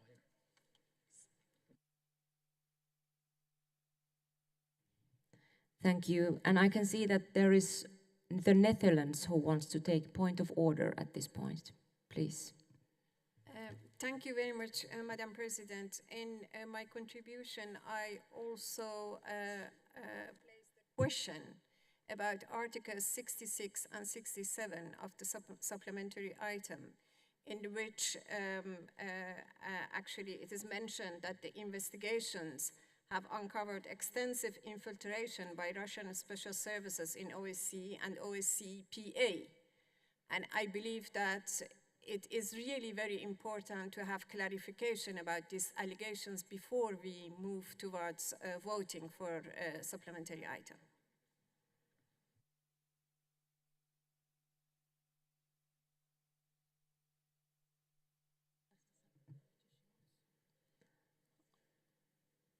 I'm being instructed that we can do that when we get to those paragraphs, but now we can move on with the initial amendment. Is there anybody who would like to speak against the amendment, mover of the amendment?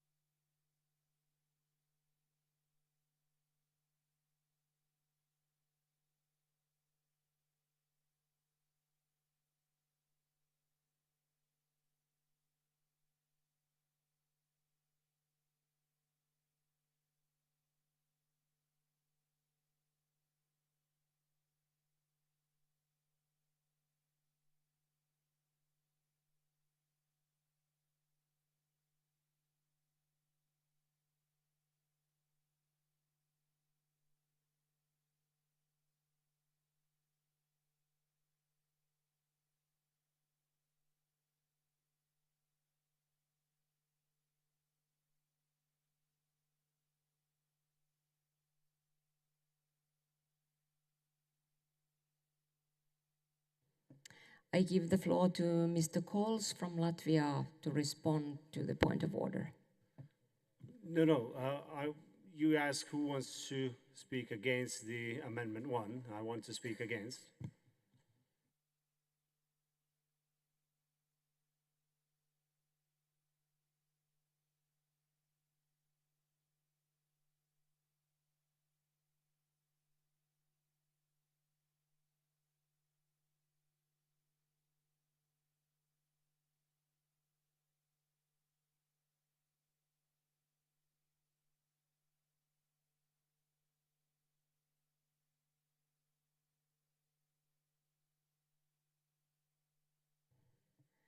All right, I'm being instructed here that we can do that in a moment, but we will first vote on paragraphs 1 to 10 of the supplementary item.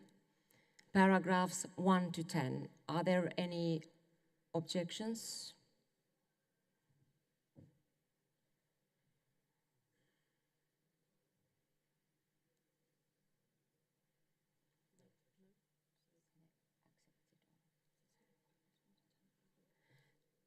So paragraphs 1 to 10 are agreed to.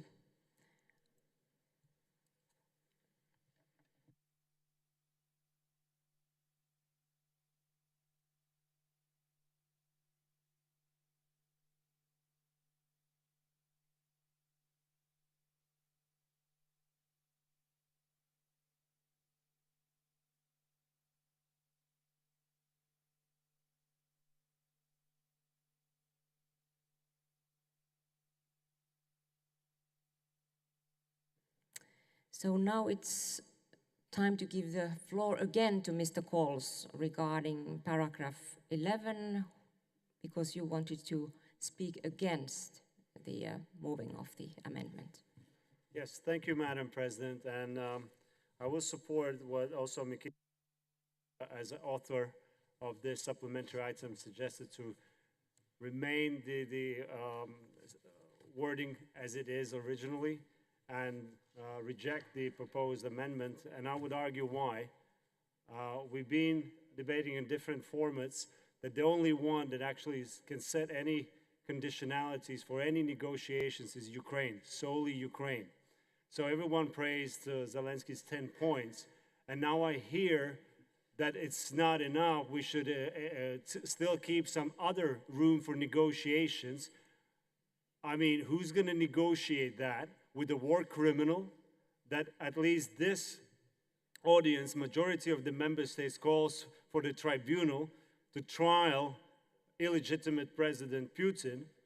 And now we're saying that we're going to try to find different formats for negotiations. This is unacceptable. So therefore, I very much ask everyone to keep with the original wording of the, it's the Article 11. Thank you.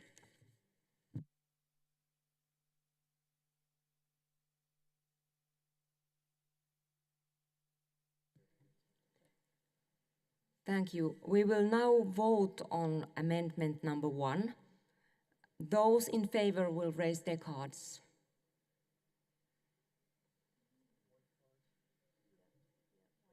The white cards.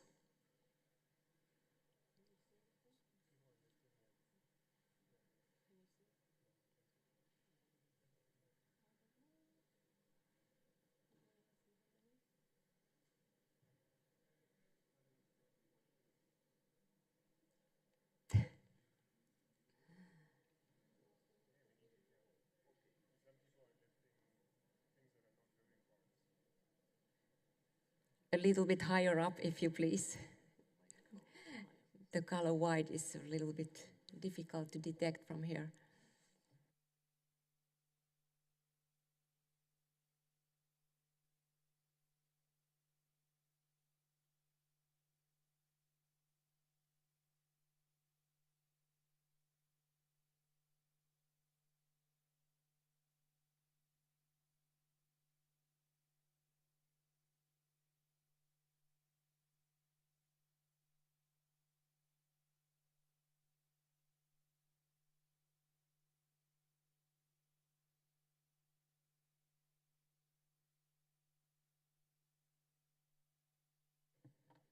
And those against?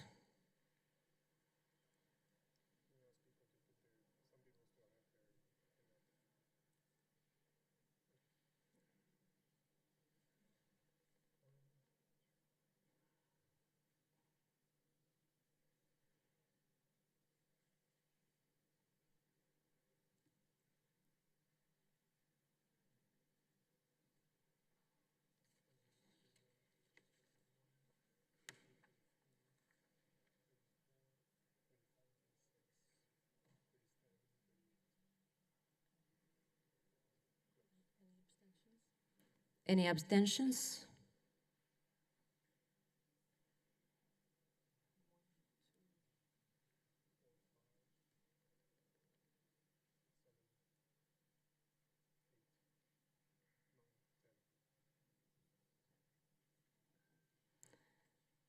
So,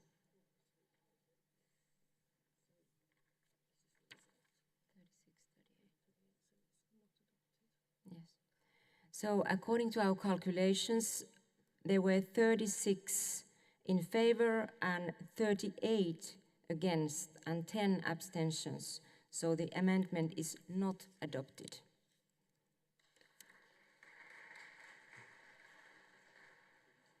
We will now vote on paragraph number 11. Those in favor?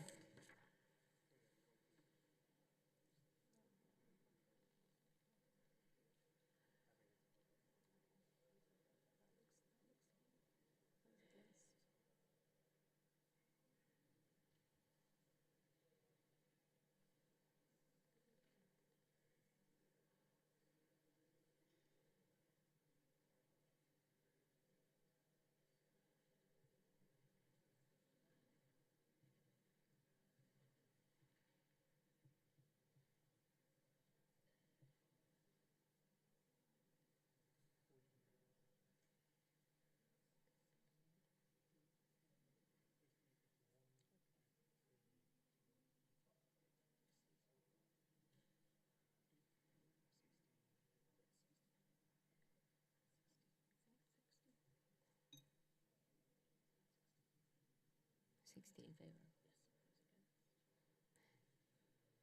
And those against?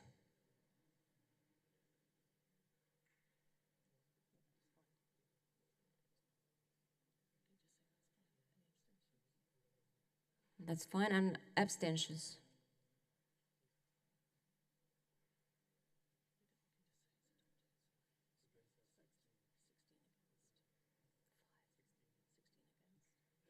Thank you. So there were 60 votes in favor and 16 against. So the paragraph is therefore adopted.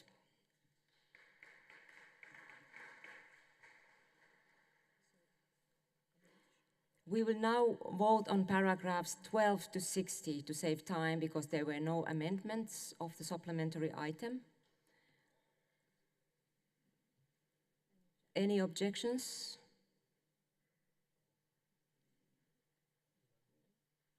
None. So paragraphs 12 to 60 are agreed to.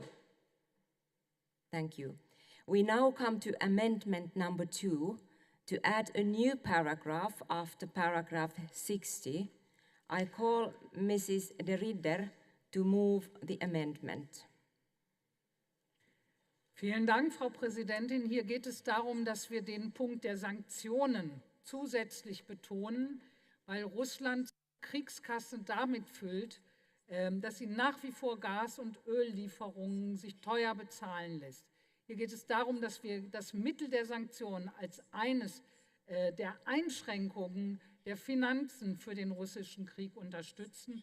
Es wäre ein zusätzlicher Punkt, um insbesondere auch die Ukraine darin zu unterstützen, wenn sie so wollen, Waffengleichheit herzustellen, weil eben die Finanzierung für die russische Seite durch Sanktionen und entsprechende Maßnahmen schwieriger werden wird.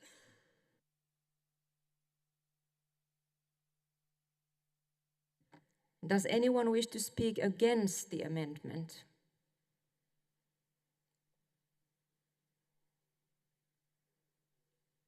None. Does Mr. Poturayev wish to comment?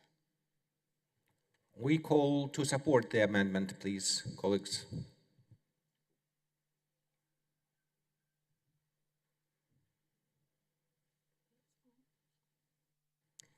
Thank you. We will now vote on amendment number 2. Those in favor?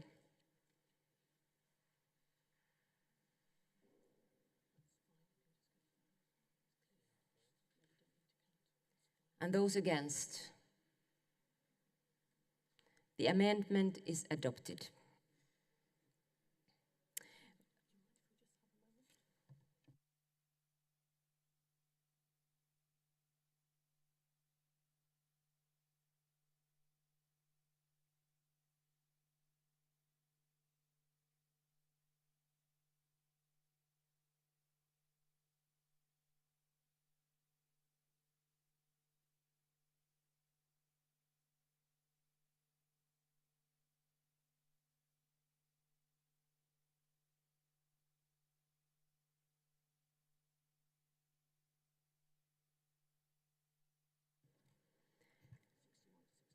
Dear colleagues, we will now vote on paragraphs from 61 to 65 of the supplementary item. Any objections?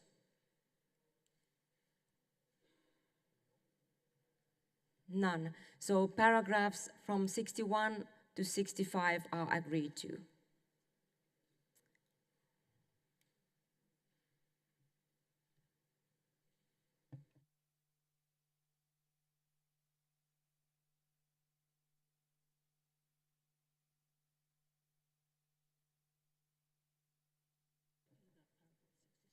I now ask Mrs. Farah Karimi to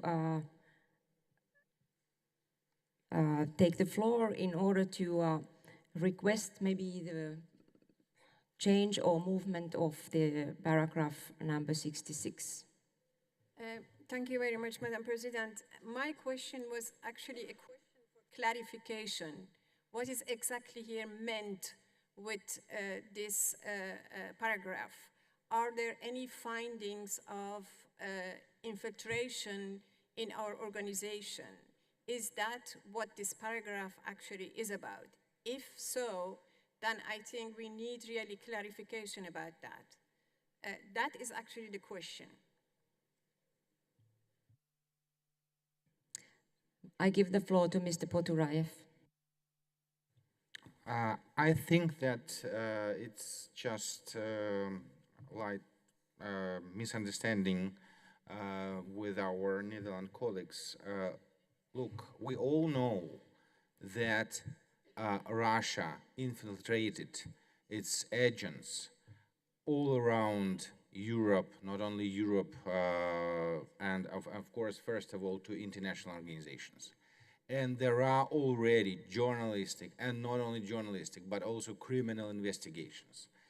And yes, thanks God, on our level, in PA, Russian agents were not found. Yes, we're clear, but not OSCE as organization, as big organization. Or, for example, Council of Europe.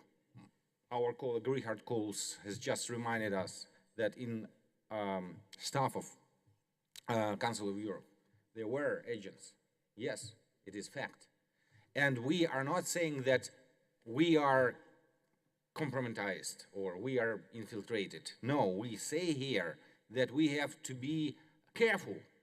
We just have not to forget about it, about possible Russian destructive influence. That's all. We have to be attentive. This is what 66 and 67 about, nothing more. I think that we all understand that now we have to be attentive. Now we have to be careful.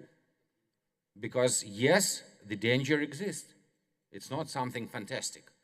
And so, again, colleagues, these two paragraphs only about these things, nothing more. Thank you.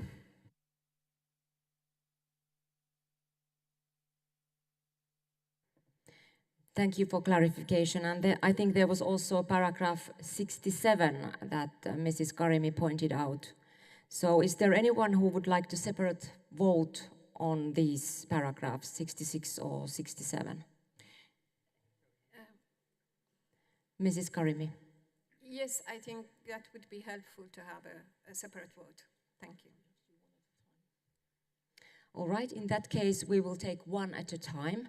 So first of all, paragraph number 66. Those in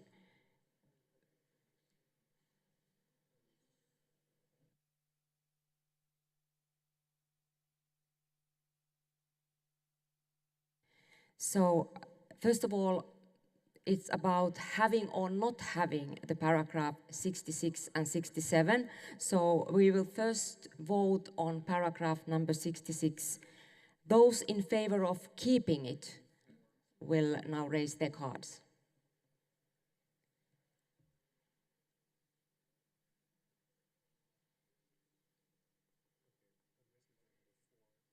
Thank you. And against?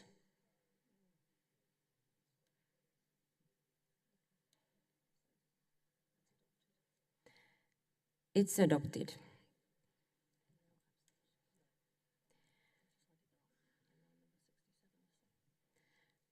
And then we move on to paragraph number 67 and do the same thing. Those in favor of keeping the paragraph 67 raise their cards. Thank you. And those against keeping it?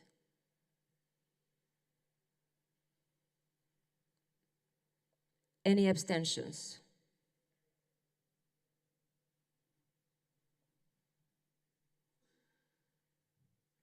Thank you. So the paragraph is kept within the supplementary item.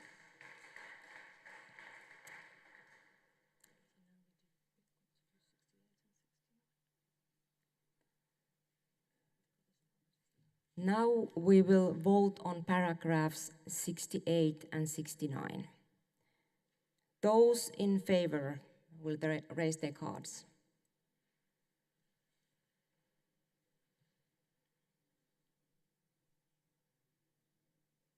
Thank you. And those against?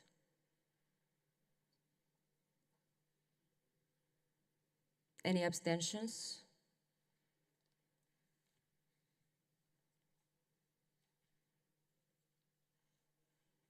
Thank you. The paragraphs are agreed to. We will now vote on the supplementary item as a whole with amendments. Those in favor of the supplementary item as a whole as amended?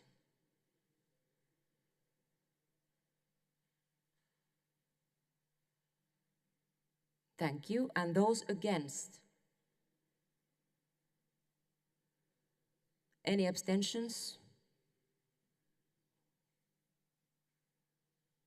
Thank you. The supplementary item number one is agreed to.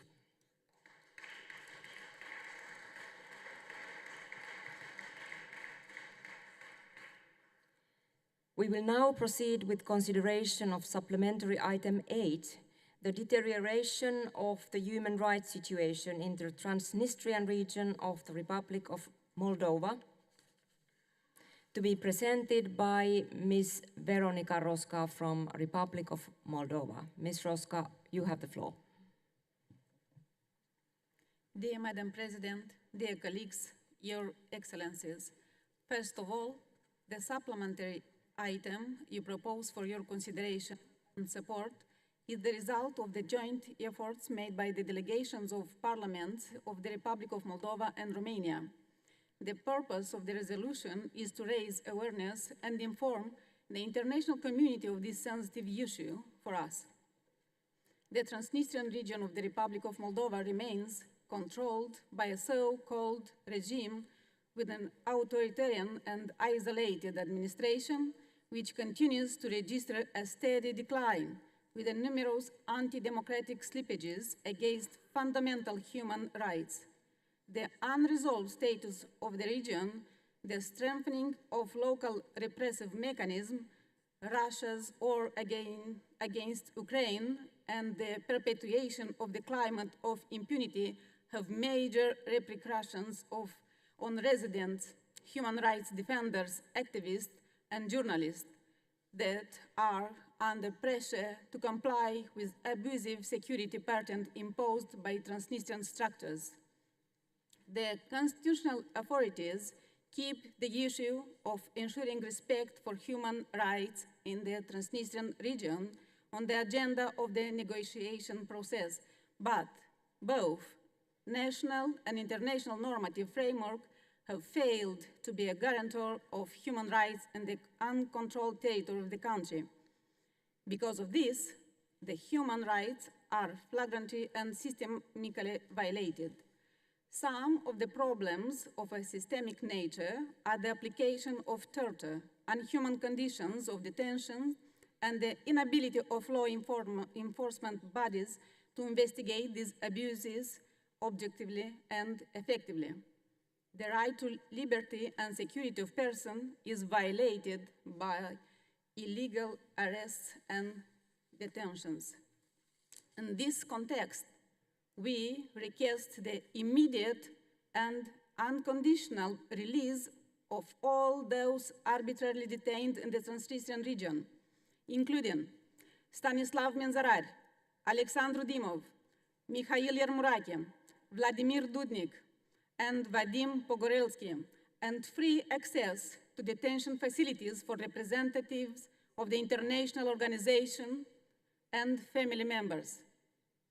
The interventions and support provided by Chisinau authorities periodically mitigate the consequences of the abusive measures imposed by Transnistrian structures. However, the actions in question cannot replace the obligation of the Russian Federation to enforce the judgments of the European Court of Human Rights and the unconditional guarantee to respect for the right to education and property. But, contrary to the impediment and restrictions imposed by so-called region's administration, Moldovan authorities will continue to their efforts to monitor and document the human rights situation in this area remotely. Ladies and gentlemen, dear friend, we encourage you to endorse this resolution and call up the Assembly to support the authorities of the Republic of Moldova to ensure peace, stability, and the rule of law throughout the country. And thank you for supporting Moldova and Ukraine in these extremely important moments for us and for the free world. Doamnelor și domnilor, la final vreau să mulțumesc și să exprim sincere aprecieri și gratitudine statului român și delegației române că ne sunteți alături și niciodată nu ne-am simțit singuri. Mulțumesc tuturor că ați făcut posibilă discuția acestei rezoluții și acestor subiecte acute pentru noi, pentru statul Republica Moldova. Da, Republica Moldova și Ucraina au nevoie de prieteni, au nevoie de suport, avem nevoie unul de celălalt și împreună vom reuși. Vă mulțumesc! Slava Ucrainei!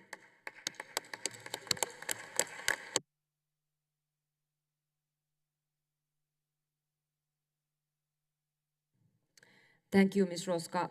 The debate is now open, and I have 7 names on the list. And I first give the floor to Ms. Tinatin Boguchava from Georgia, and she will be followed by Mr. Lord Alfred Dubs from United Kingdom. I thank you, Madam Chair. Ukraine's brave resistance against Russia's unprovoked aggression stands as a testament to the resilience and determination of its people. Their fight is not just for their own freedom, but for the principles of democracy and rule of law that bind us all as members of the OSCE. We must continue to support Ukraine unequivocally, providing the necessary political, economic, and military assistance to ensure their victory and the restoration of peace.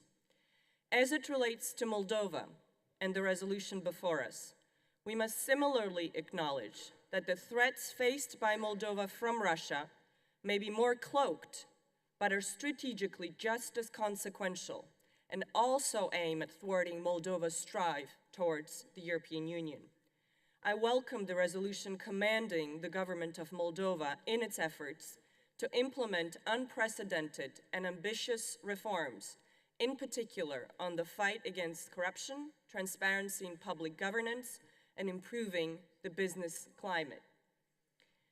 Georgia, along with Moldova and Ukraine, also a member of the once thriving association trio on the EU accessions path, faces identical challenges of Russian occupation, systemic human rights abuses in the occupied regions of Abkhazia and Tskhinvali, illegal restrictions on freedom of movement, right to education, and the right to property. As the resolution before us rightly notes, the large number of persons deprived of liberty in the Transnistrian region of Moldova, the high number of kidnappings, illegal arrests, and arbitrary detentions are deeply alarming.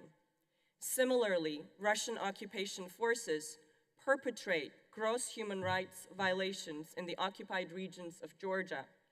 Illegal kidnappings, detention, and killings by Russian occupation forces on Georgian territory must be condemned similarly in the strictest of terms by the international community and this esteemed assembly. Unfortunately, as the Georgian people strive towards the EU, the government of Georgia has jeopardized our efforts on that path. But the Georgian people have spoken loudly and clearly that they belong in Europe, that they need to realize their historic choice of a Euro-Atlantic path.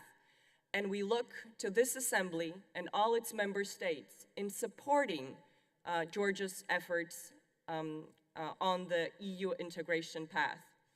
Thank you very much, and we fully support this resolution as well as the previous resolution on Ukraine. Slava Ukraini, Sakartvelos Gaumarchas.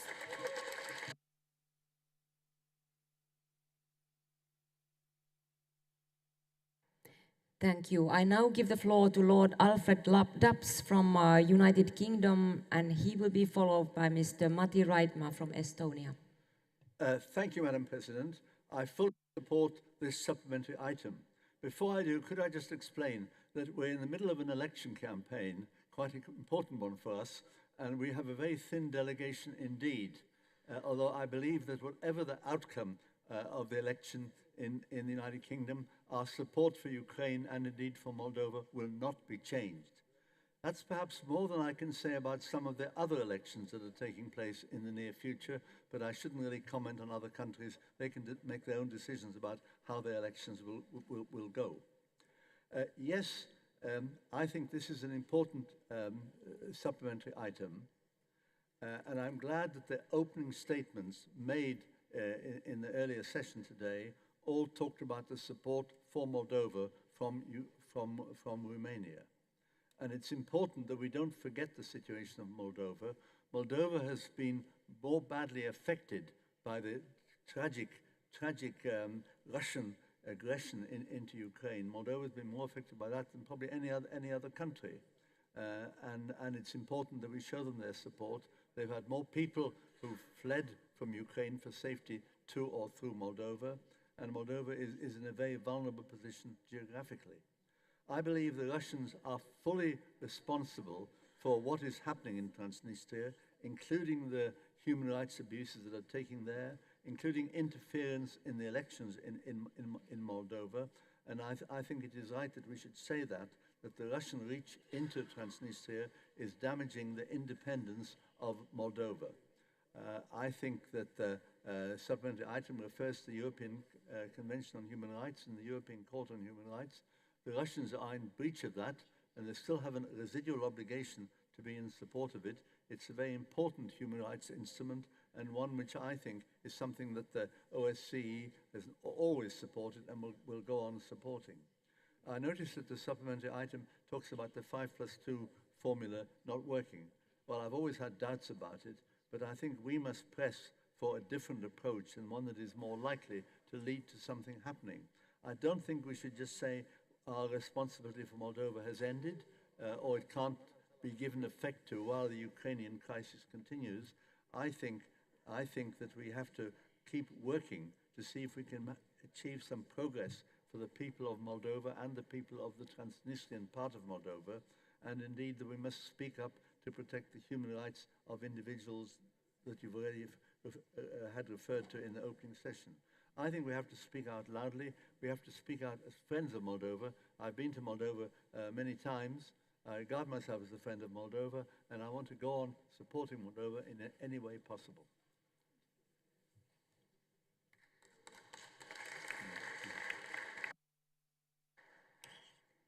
Thank you. I now give the floor to Mr. Mati Raidma from Estonia, and he will be followed by Mr. Stanislav Anastasov from Bulgaria. Thank you, Madam President. Estonia is a small country in our common OSCE PA family, as well as Moldova. We have shared a similar fate and tragedy in history. Today, as Estonia, we are doing our best to ensure that the country and people of Moldova have a same free future full of opportunities. This means as full member of the European Union. It is not for dictators to say how independent countries develop. It is unacceptable that Russia is holding free nations hostage through so-called frozen conflicts. We fully support territorial integrity of Moldova. Transnistria is a part of Moldova, and it is not acceptable to dispute it. It is extremely important for small countries to be with other like-minded nations. OSCE Parliamentary Assembly provides this platform, and through this resolution also as a sure signal that we are with you. Estonia supports the resolution, the will of the Moldovan people, and the opportunity to join a free Europe. Thank you.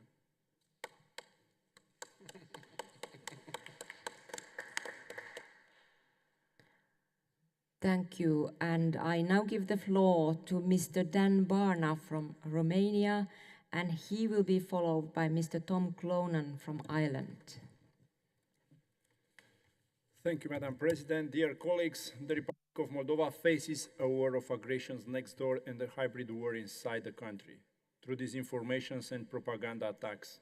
Despite numerous attempts of destabilization and the threats to its constitutional democratic order, this country remains in this year a stable one. This is the result of a tremendous effort made by the authorities in Chișinău with considerable support from its international partners. The government has currently an ambitious reform agenda and it already achieved significant progress in its implementations, in particular on the fight against corruption, the advancement of the needed reform in the key areas, growing transparency in public governance, and improving the business climate in the country. They are on the right track in relation with the EU integrations process, because this is the key. A few days ago took place the first meeting of the Conference on Accession of Republic of Moldova to the European Union. Romania will continue to make efforts in providing bilateral assistance to the Republic of Moldova, adapted to the needs of its authorities and citizens. Also, we are committed to further support the mobilization of international political, financial, and technical support for Chișinău, because it is needed. The OSCE mission in this country is essential for putting in practice the fostering local capacities to concrete projects. In relation with the mandate of the missions, we reiterate the importance of withdrawing Russian troops and ammunition from the territory of the Republic of Moldova in accordance with international law and the OSCE commitments. We also underline the importance of freedom of movement, the respect for human rights and fundamental freedoms in the Transnistrian region of the Republic of Moldova, including the unimpeded and sustainable functioning of the 8 Latin script schools in accordance with OSCE commitments and international human rights standards. Yes, this year, through OSCE and also through the presidency of the Republic, this country remains stable, but it's our duty to work in this direction and help them through all the existing institutions. Thank you very much.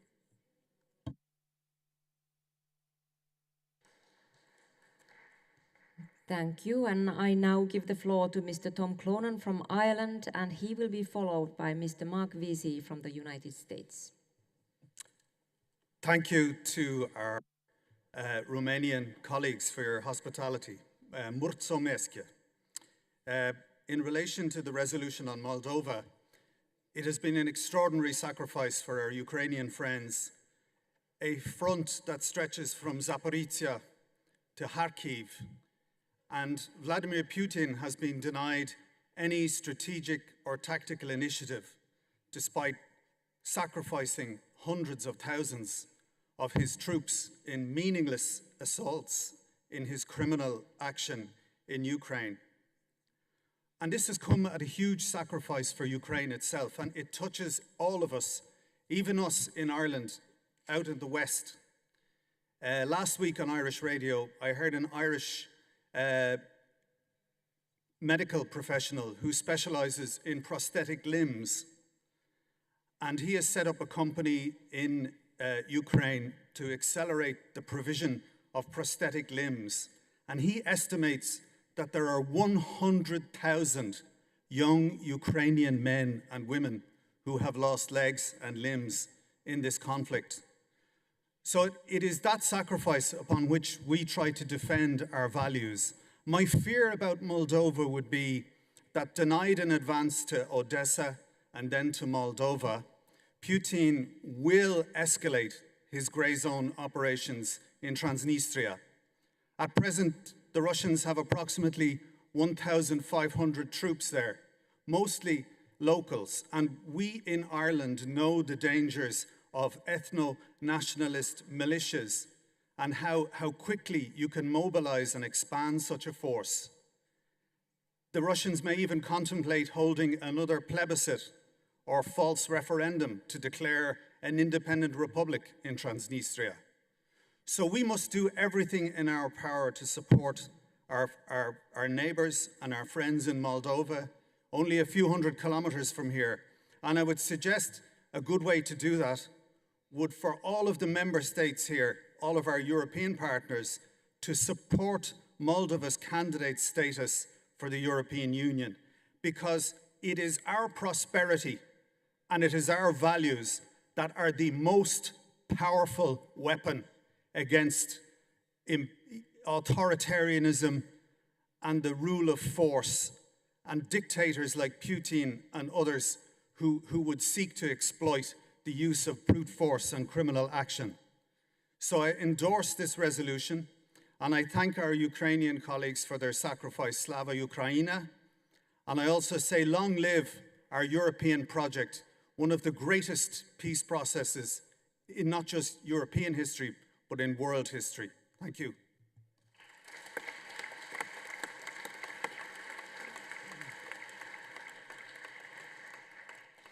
Thank you. Our next speaker is Mr. Mark Vesey from the United States, and he will be followed by Mr. Poturayev from Ukraine.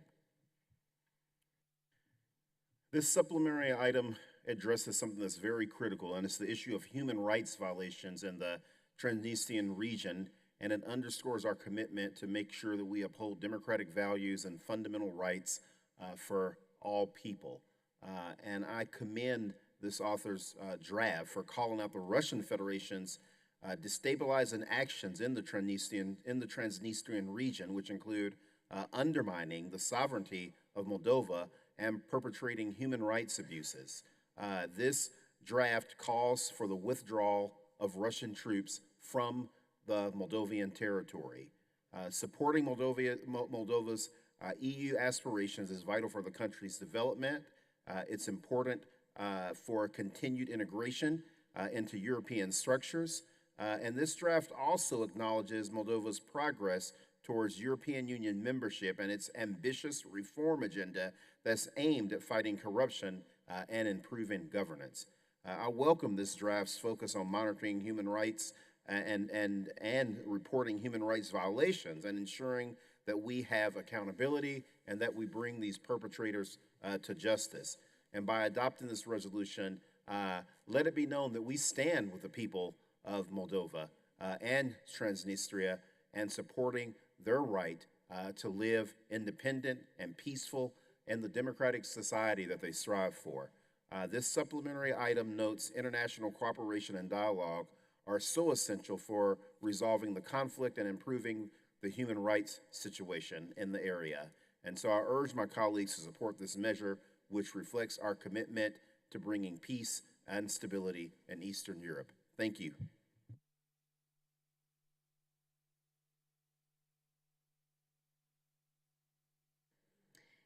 Thank you. The next speaker, and at the same time, the last speaker on our list here is Mr. Poturayev from Ukraine. You have the floor.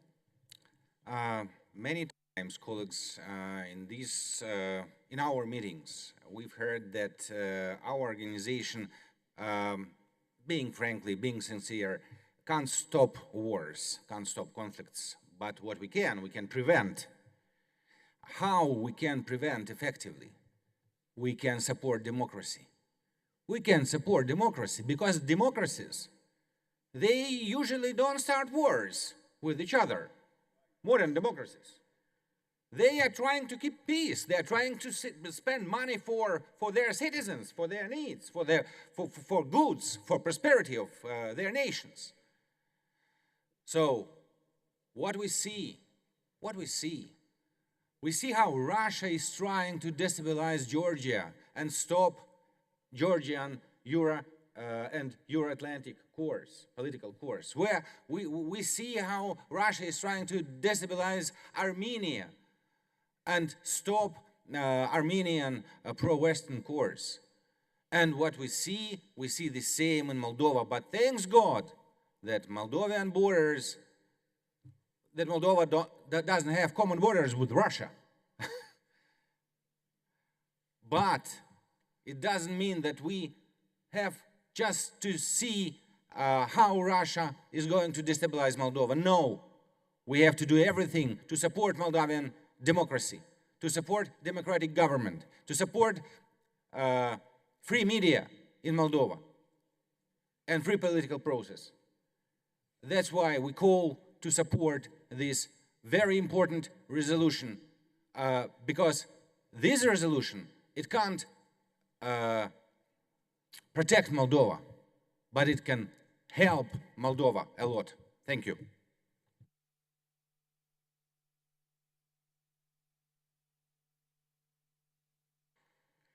Thank you. The debate is now closed, and I now turn to Ms. Roska, the presenter of this supplementary item, if she wishes to respond. Dear friends, thanks a lot for your words. For us, it's very important to know that you are supporting Moldova, and Moldova is not alone. Thanks a lot again.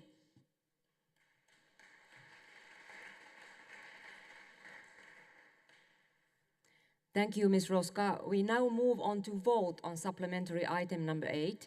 There were no amendments. So those in favor of this supplementary item, please raise your cards now.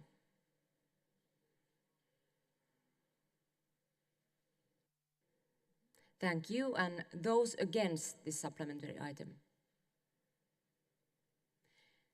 Any abstentions? Thank you. Supplementary item number 8 is agreed to.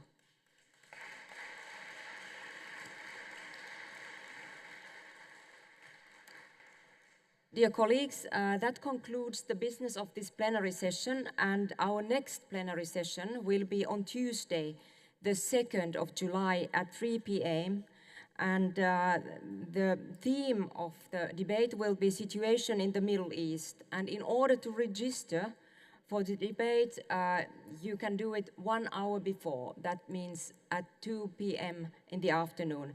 And please, before you move on, I have an announcement for the reception in the Senate Gardens. I would like to remind you that we are all invited at the reception offered by the President of the Senate in the Senate Gardens. For this event, you don't have to leave the building. You just have to follow the signage and the indications of the Romanian hosts. Our Romanian hosts are already waiting for you, so please proceed directly to the venue. And tomorrow, first and second committee will convene at 9, and the third committee will convene at 11 o'clock. Thank you for today.